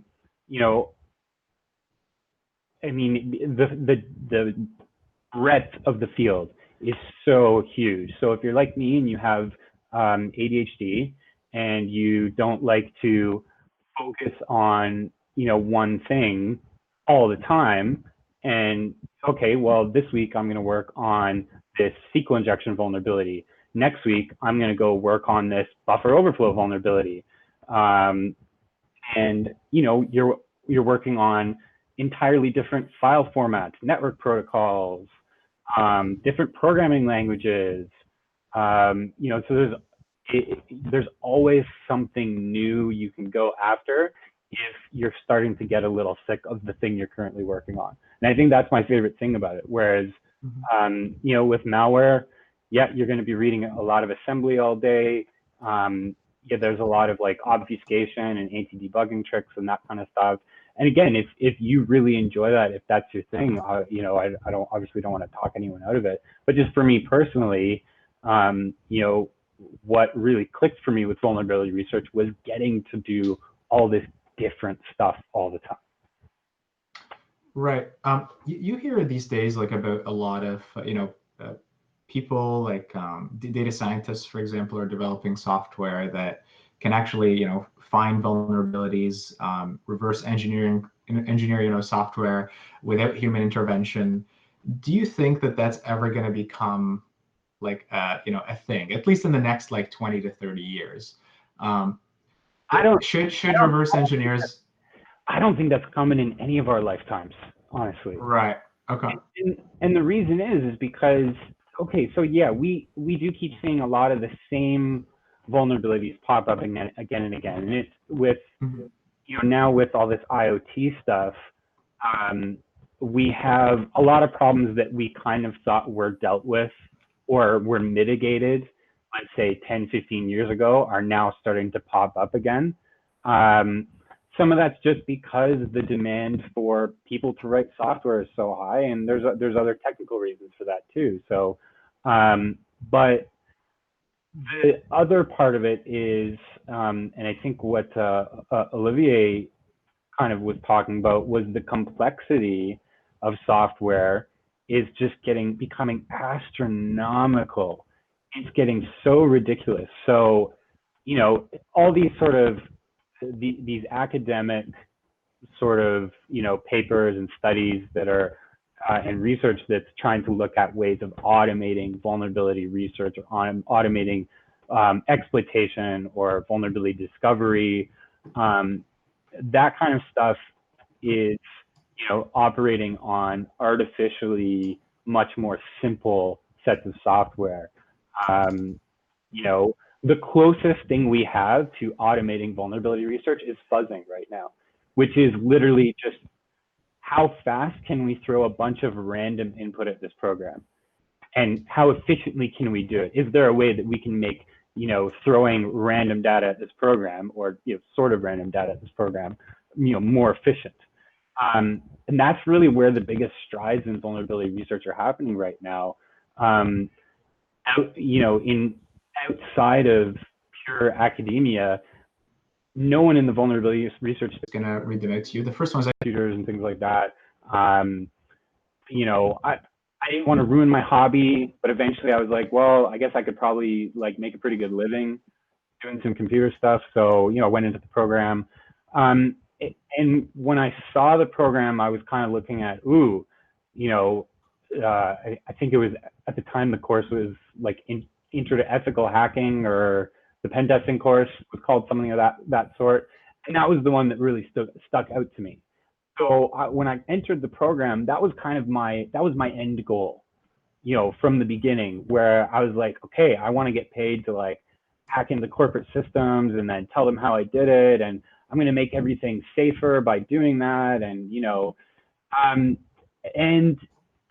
so once you actually get exposed to what it's like in the real world, you realize that that idealized picture you have in your head, maybe isn't exactly what that job is like, or, for some people that doesn't really matter. And they also may have had a completely different picture in their mind of what it actually was going to be like. Whereas for me, the mental picture I had built of pen testing versus what the reality of it was were so different. And I wasn't doing the things in pen testing that I thought I was going to get to spend time doing, which really at the end of the day was, hey, I wanted to hack stuff. And the reality is with pen testing, unfortunately, that's a very small amount of your time.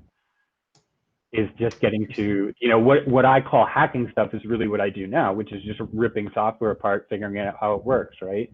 Like if you're someone who's obsessed with, like, since you were a little kid, you were like disassembling all your toys and things like that, that's pen testing is not going to scratch that itch necessarily. I can actually speak exactly that experience. I had a developer refer to what I was doing as specialized QA, and I was just like, I've never felt so small in the world, but like also not wrong, to be honest. Yeah.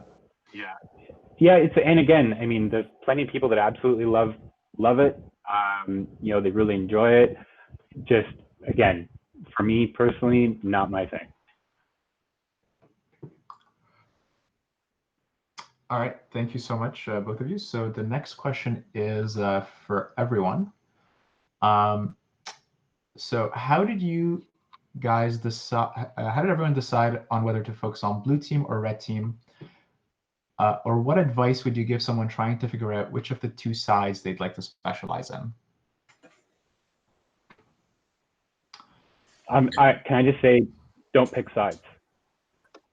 Besides, okay, a couple of you have, a couple of our panelists have already kind of mentioned to it, but this whole, like, I need to be blue team, I need to be red team, that whole dichotomy needs to get thrown out and just completely trashed. And the problem, the reason why is because, if you go in thinking with that red team or blue team mentality, and that's, how you walk into your first job, they're already thinking like that. And we're just kind of reinforced this whole, blue versus red, where in reality, we're supposed to be working together for the same goal here. But that being said, obviously you're going to focus and specialize on things, but don't stop yourself from learning, the other more defensive things if you prefer, offensive type stuff, and vice versa. Keep your knowledge as broad as possible. But like I said way earlier, just pay attention to what you're naturally spending more time on out of joy and out of interest. And that'll tell you probably everything you need to know. Yeah, I'll just add on to what John is saying. I think you definitely want to steer clear of the versus mentality. The fact that it exists is really silly when you stop and think about it. We're not a sports team. We're not.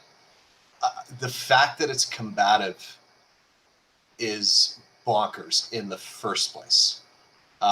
I don't know about you, but people outside of cybersecurity don't really have trophies to give us for who did the coolest fucking hack this week. Like, no one cares. Yet in our little microcosm, like, and you have it never. You have, for those on Twitter, I can't, I used to even make fun of everyone who was arguing, but I can't even do that anymore. This OST thing that we have. For those that don't know what that is, it's a age-old debate of, are the offensive people actually contributing to security getting better by releasing tools, you know, while they're on the toilet, and just it's just this back and forth ping pong thing. And the irony is therein lies the problem, is the fact that someone just woke up that morning a little salty and was like, I'm going to shit on all of the attackers in the world right now. And then we fire back. And then people like me step in and say something sarcastic about everybody. And we're not really helping. But the thing that's just very kind of crazy to me with where you end up, for myself, you know, I started offensively in security, then I ended up in intelligence, and then I kind of came back to offense, but not pen testing. I agree with John. Once I had about a year in pen testing, I'm like, this is not what I thought it would be. And then I got really heavy into offensive research, not as low level as John gets, but into sort of like malware development, come up with techniques. And then what that forces you to do is to build these labs and do malware analysis. And these days I spend more time in WinDBG than I ever have in my life. And then I'm sitting with people like Anton and my other friends where we're talking defense all day long.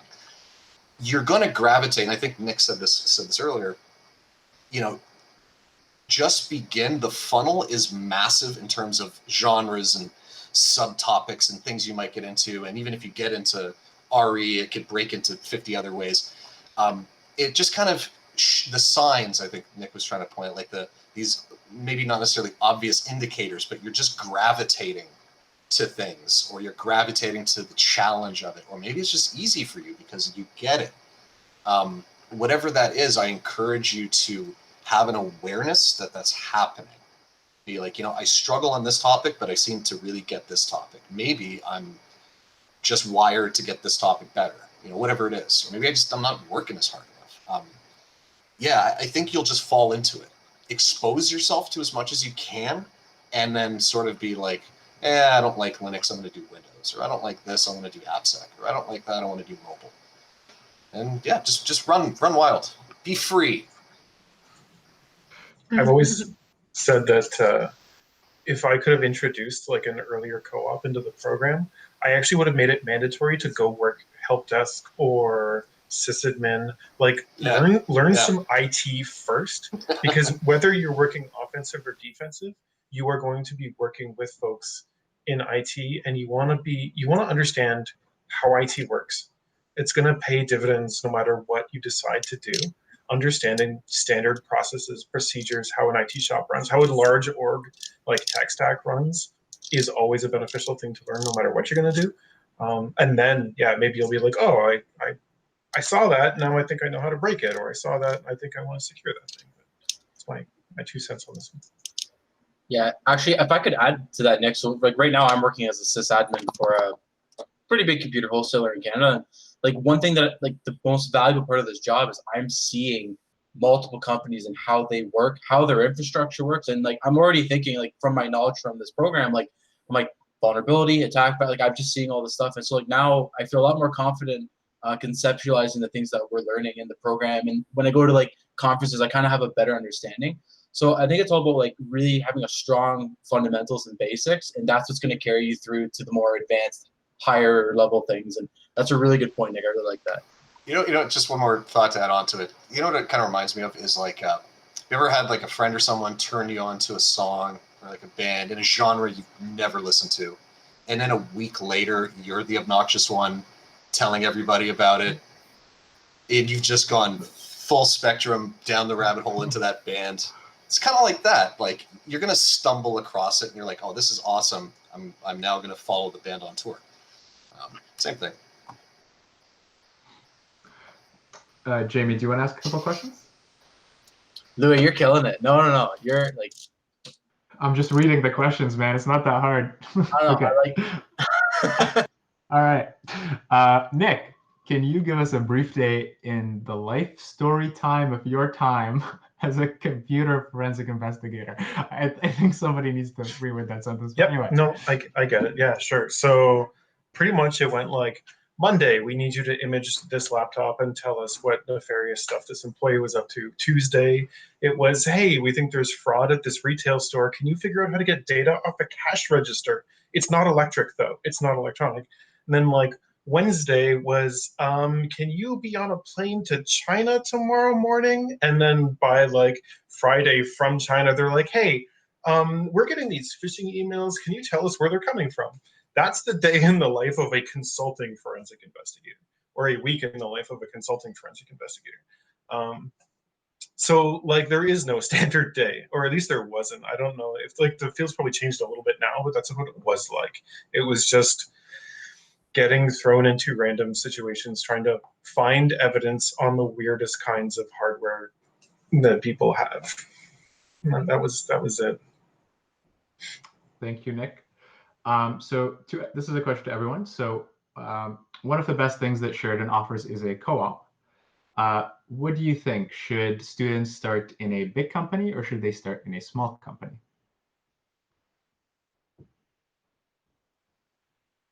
I guess I'll pipe up on this. So obviously my personal experience was I went pretty big. I did my co-op with Deloitte. But I've also been kind of on the flip side where we've actually had, we had sort of what I would call an experiment with an intern at Trend Micro. And, you know, to give you some context, like our team is literally 9 people. So whether it's, you know, small company or small team, I would kind of, you know, treat these as effectively the same thing. So the big con with a small team is they don't necessarily have the resources to, you know, really, and by resources I mean mostly time, to really sort of train you and teach you. You know, the smaller the team, the smaller the organization, generally the more thinly stretched they already are at their current job. So to then have to add on training a co-op student or an intern, you know, you might feel that you're kind of in the way, or that, you know, you're just kind of doing the busy work. Now, the thing is with a large company, you know, especially right off the bat, you're going to be doing busy work. Like there's no way around it. They're going to give you stuff that they need done. It doesn't require any sort of super special skills or knowledge. You're there to kind of learn through proximity and by being around. And, you know, eventually once you sort of prove your knowledge, you know, they may have you start to do stuff. But I think the big advantage with the larger company is that the variety of things that you're going to be potentially exposed to during that co-op term is much, much, much greater than with a much more smaller niche organization. So but again, I mean, it becomes a very much personal preference thing as well, but that's just my kind of view on it.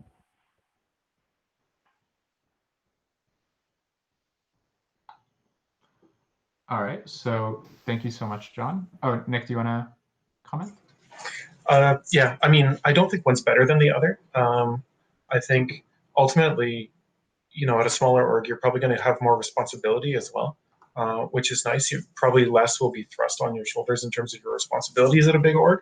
But also, you know, working at a big org, you're going to see, you know, what do large scale processes and procedures look like. How are these things managed when you have resources versus at a small organization? You're going to probably be a lot more hands on a lot of stuff. So, I mean, I would tell people that neither one is better than the other.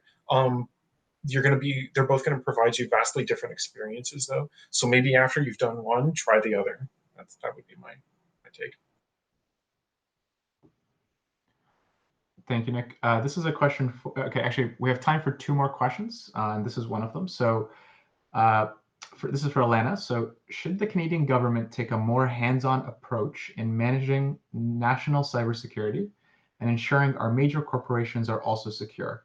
For instance, increasing the funding and extent of ISSSes, creating a specialized part of the armed forces to deal with cyber defense, etc. Wow, that was an extremely accurate question. Yeah. At a base level, yes, but I think also it can't be ignored that, like, you know, cybersecurity isn't just like a state question anymore. It's not just like the state itself. It's it's a thing of the people now. Like everybody carries a mobile phone. We all know the weakest link is the user, right? It's just like, someone clicking on a stupid link or like missing their 2FA or like whatever, right? So it's a lot of, yes, like obviously, at least from what I've heard, people in the public sector have this sort of, again, the churn I was talking about earlier, where there isn't enough incentive to retain talent. But at the same time, there's also an aspect of, okay, like we need to also just educate people in general about cybersecurity, because people struggle with, technology. People struggle with using like simple things to us, like password managers or like VPNs or whatever, right? So it's a little bit of both. Like, it's not an easy answer. That's all I can say. Yeah, actually, Elena, I'd like to add to your point. So to kind of answer that person's question, the Armed Forces does have a special branch. That's actually what I'm going into. Assuming everything goes well with COVID, I'm off to training next summer. So that is happening. However, their focus is pretty strictly on like transmission level security. I mean, they're focusing on ICS, everything transmission level and up. And Alana brings up an excellent point. That is, as much as you can hire and throw money at the military and CSIS and CPIC and all these government agencies, they have a job to do. We all have a job to do at the consumer application level kind of stuff. So Alana has a great point. Like, you can throw as much money through the government systems as you want. We all have a job. We all have to educate and teach people, and I think that's an excellent point, Alana. Thank you. Yeah, and like, yeah, I like what you said about throwing the money, because it's really, at the end of the day, it's not like the money that's an issue. There's culture issues, there's business management issues, there's things like that, right? Like, I think, and especially in this COVID state, a lot of us are experiencing like, okay, we're at this weird like limbo state where suddenly we're trapped at home and finding out, oh, like we have enough of like a lot of things. But we don't know how to sort of funnel that like money and like, how would you say it, project it against like time, like if you were to imagine that as like a mathematical equation. And I think that's really where the inefficiency lies. Like, a lot more automation could be done for like really simple security things. And a lot of, I think, because like cybersecurity came after, technology was just like digital devices were already there. You see this especially like in 5G, where they're sort of like trying to slap on security after the fact. And like, that's reflected in like every single like thing in security ever. But like a lot of this stuff isn't created robustly ground up, like as a secure infrastructure. Everything's sort of like, security after the fact. And that's really the problem. Money helps, yes, but at the end of the day, like it's really not the biggest problem. It's actually really, like, where are we focusing our efforts? How much effort are we putting into actually thinking out like how we're planning out like whatever we're building, and stuff like that. Thank you so much, Elena. So just to kind of circle back as to the the whole point of this meeting actually, and the whole point of this panel, it really is about kind of introducing all the first years to the world of InfoSec by letting them hear from the people who work there right now. So I just want to give you kind of the final opportunity to give them any last advice, anything that you kind of want to say that you didn't get a chance to say as part of the questions. Please feel free to go ahead and say now, to send off our newly minted first years into their InfoSec career.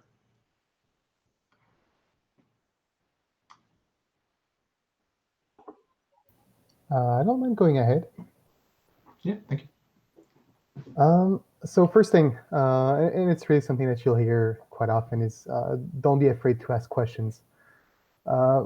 No one expects you to understand everything from the get-go. Like you're not expected to understand the full feel or the full operations of how the business works, or even core aspects of security work.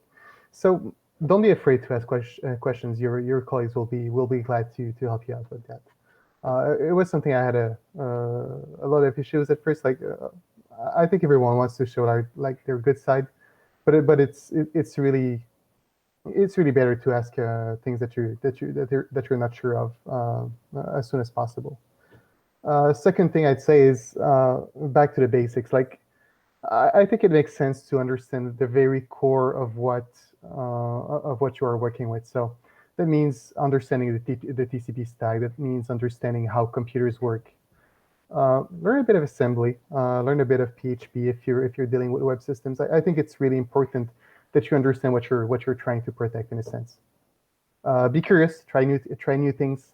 Try all kinds of things. Could be security wise. Could be computing wise. Could be anything else. Like go wild. Try stuff. Experiment with things. Blog about that and have fun doing that. One other thing that I'd say, and it might come from my background, but I think it's important, or I think it gives you an edge if you learn programming and if you learn how to automate your work efficiently. If you go into an interview for security jobs, I think putting some kind of a programming or automation experience makes a lot of sense. Basically, because the menial tasks that you'll be doing on a regular basis, you'll be able to get them done quickly and move on to other things and tackle new challenges. Know and own your tools. So if you're working with a specific platform or specific set of tools, make sure that you understand them correctly and that you know how to make them do what you want them to do if that's something that you can do. Like if you're using open source software, understand them, try to make them do what you really want them to do.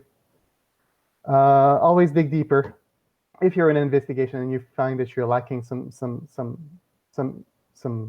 thread of things to look into, just dig deeper. Look what that domain did. Try to get the history of resolutions within the domain. Try to link that back to owners, to IPs, for example. There's always something further that you can do to actually get this small bit of information that you need to maybe get a new lead towards something else.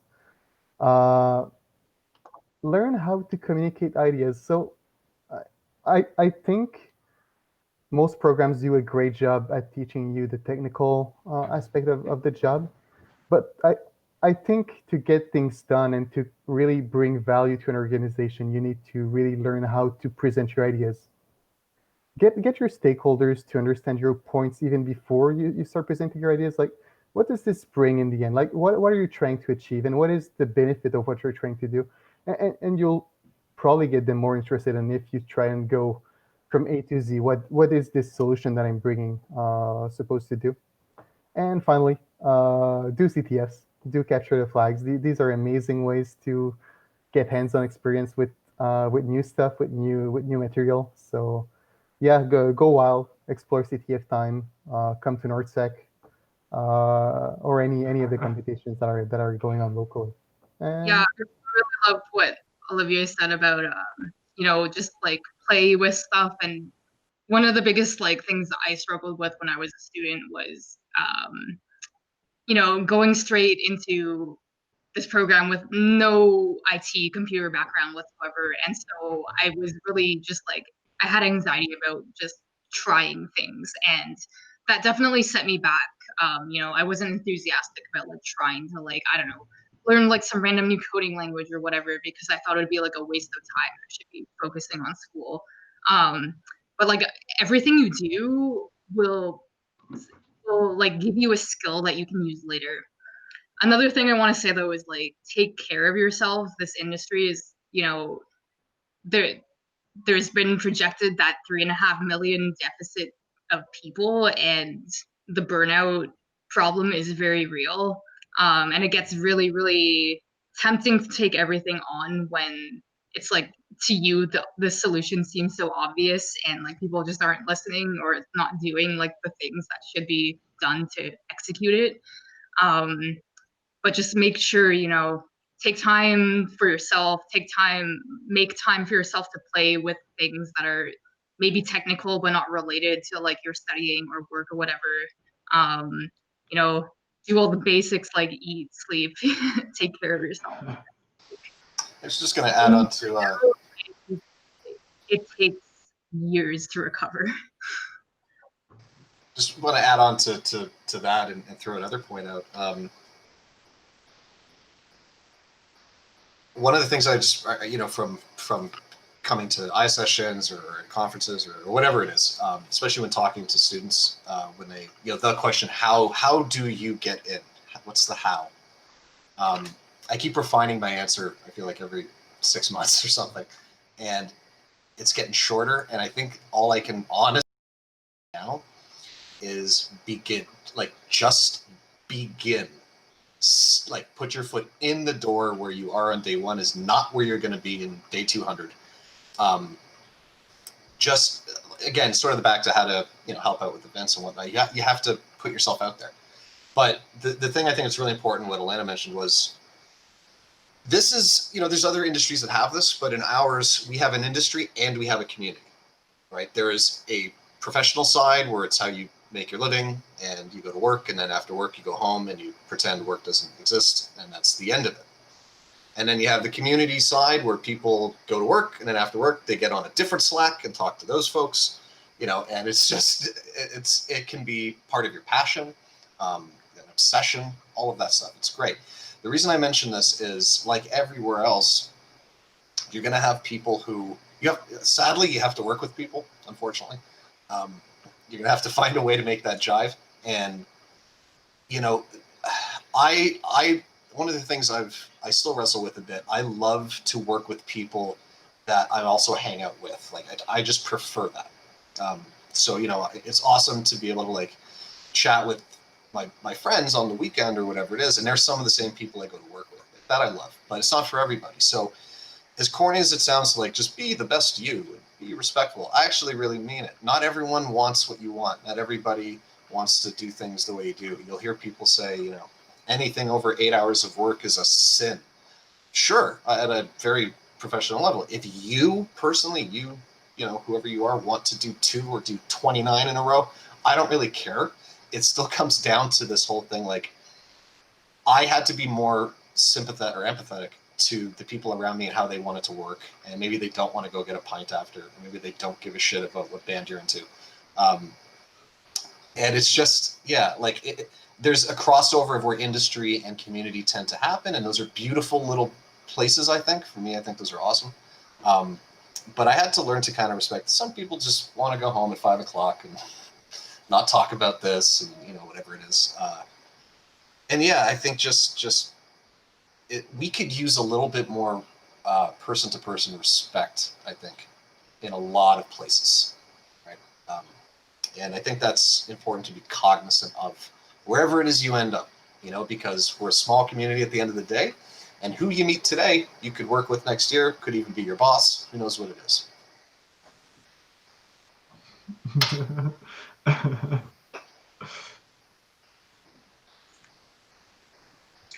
I'll go. John, or unless John, you want to go? No, go ahead. Okay, cool. My 2 cents would be, if you're in school right now, you are not going to be forever. And at some point, your learning is going to be on your shoulders. This club was started originally for the news segment to start getting people in the habit of checking and staying up to date in their field. And so that people wouldn't just leave the program and, I would see them in 4 years from now and they've learned nothing new, or they're not in touch with their industry. So use the opportunities like this, develop a habit of staying up to date, even if it's just I'll put it in the chat, but there's someone in the industry named Zach Whitaker, who is, I believe he's actually a writer or a journalist, but he maintains an amazing newsletter that goes out once a week with all the major stories in cybersecurity that happen that week. And I strongly recommend that everybody subscribe to it, because even if you can't start reading a ton of blogs or following people yourself, at least that is the bare minimum of keeping you up to date on what is happening in your industry. That would be my parting 2 cents.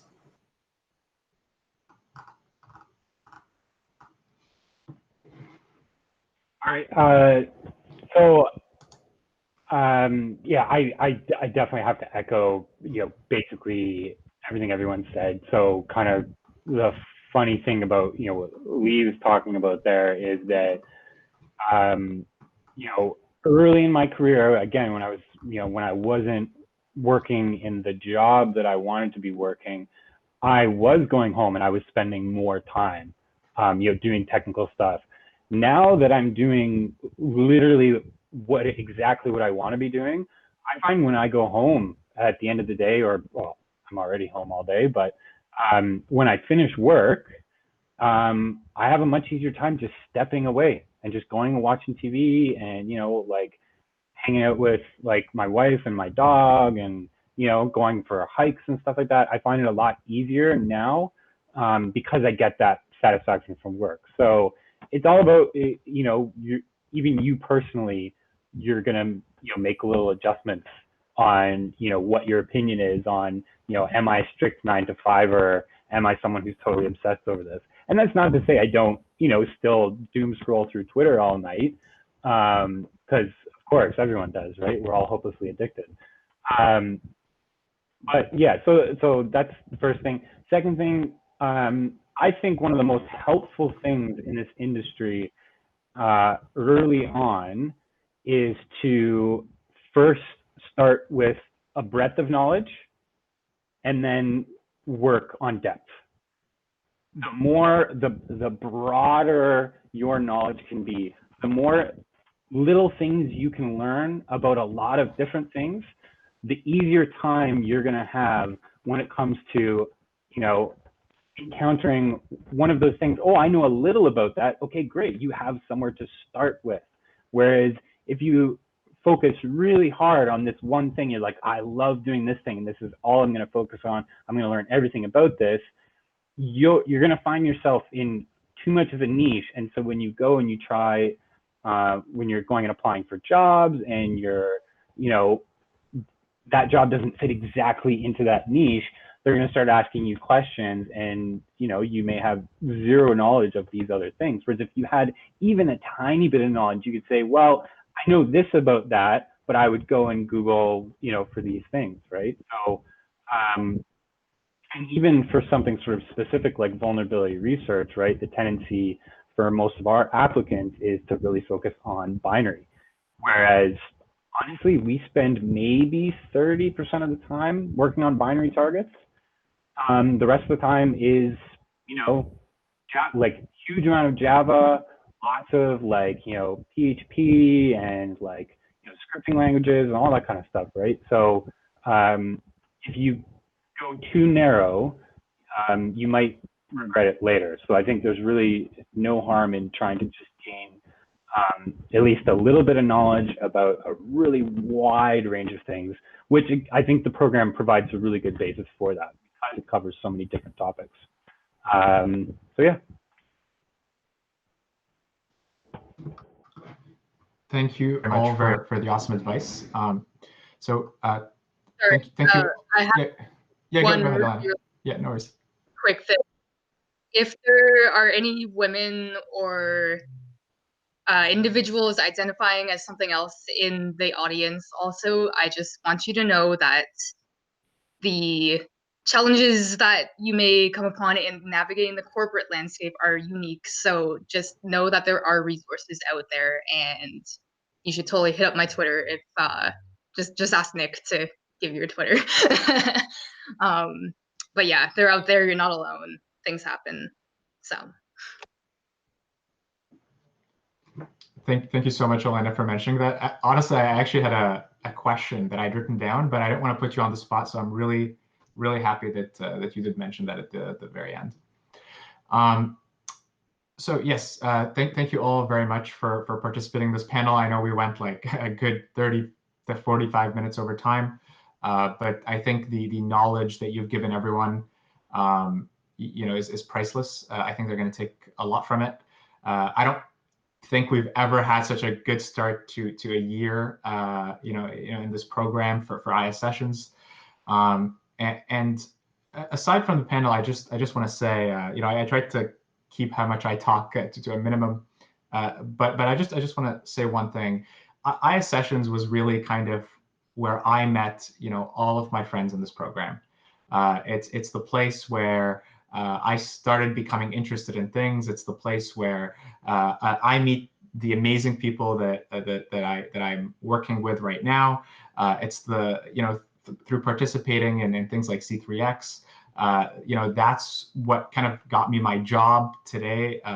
Olivier can tell you about that. That's really was the topic of of my interview, and none of these things, right? Without me going to conferences, without me talking to these people, without me participating in events and coming to meetings and learning bit by bit, I honestly don't think I would be here, sitting and talking with these awesome people that you see. And I really hope that each one of you will do the same.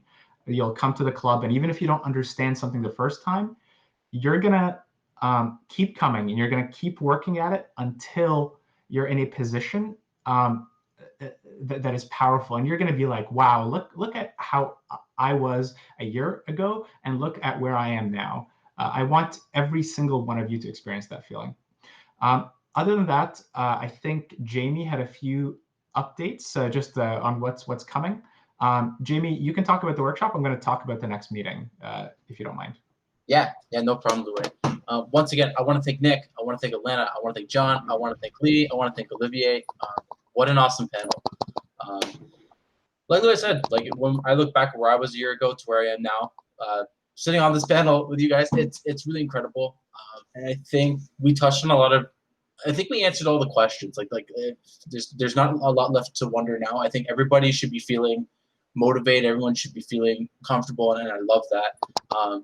So speaking of feeling motivated and feeling comfortable, our next meeting is in 2 weeks, but we actually have a workshop coming up next weekend, October 3rd at 10 a.m. called the Beginner's Bash, and I kind of touched on it earlier. This is really aimed at a lot of the first years who have never worked with command line before, because scrolling text on a screen is really scary. So you're going to be doing this workshop with me. We'll be going through this practice war game called Bandit, and we're going to go through levels 0 to 25, and you're going to learn a lot. It's going to be kind of like a crash course in Bash, but it's really important, and I recommend, especially if you've never worked with command line, come up and show up. And like almost every panelist here, especially Lee, had said, come out to these things. Even if you come to a workshop or an event and you get to level 6 and you're like, I'm out, I don't get it, watch what other people are doing, talk with people. It's worth it. Like you said, once we bounce ideas off each other, you're going to learn. So I highly recommend October 3rd, 10 a.m. We'll hit you guys up with the link, and we'll begin the Beginner's Bash. Louis, back to you. Sounds good. And just before we wrap up, so Lee actually is going to be doing a talk in 2 weeks. So I think October 8th. I'm really hoping that I'm not getting that wrong. Yep. Okay, so October 8th, and he's going to be doing a talk on OSX exploitation. So if that is your cup of tea, make sure you're there. And if you loved Lee talking today, you're gonna get to hear him speak for a good 20 to 25 minutes next time. So it's going to be awesome. Lee, are you doing that talk at like any of the conferences, like B-Sides? Yeah, we got at B-Sides TO, we're doing the process injection bootcamp. Right. So it's myself and 3 other folks. It was 4. Somebody had to back out for one of the instructors, but it's going to be a whole bunch of us there to help, and we're just teaching how this stuff works from not even like an attack perspective, just on its own, the concepts and all that jazz. Be a lot of fun. Awesome. All right, and with that, thank you all for joining, and we hope to have you many more times over at ISSessions. Thank you. Thanks, everyone, so much. Appreciate it. Everyone. Woo.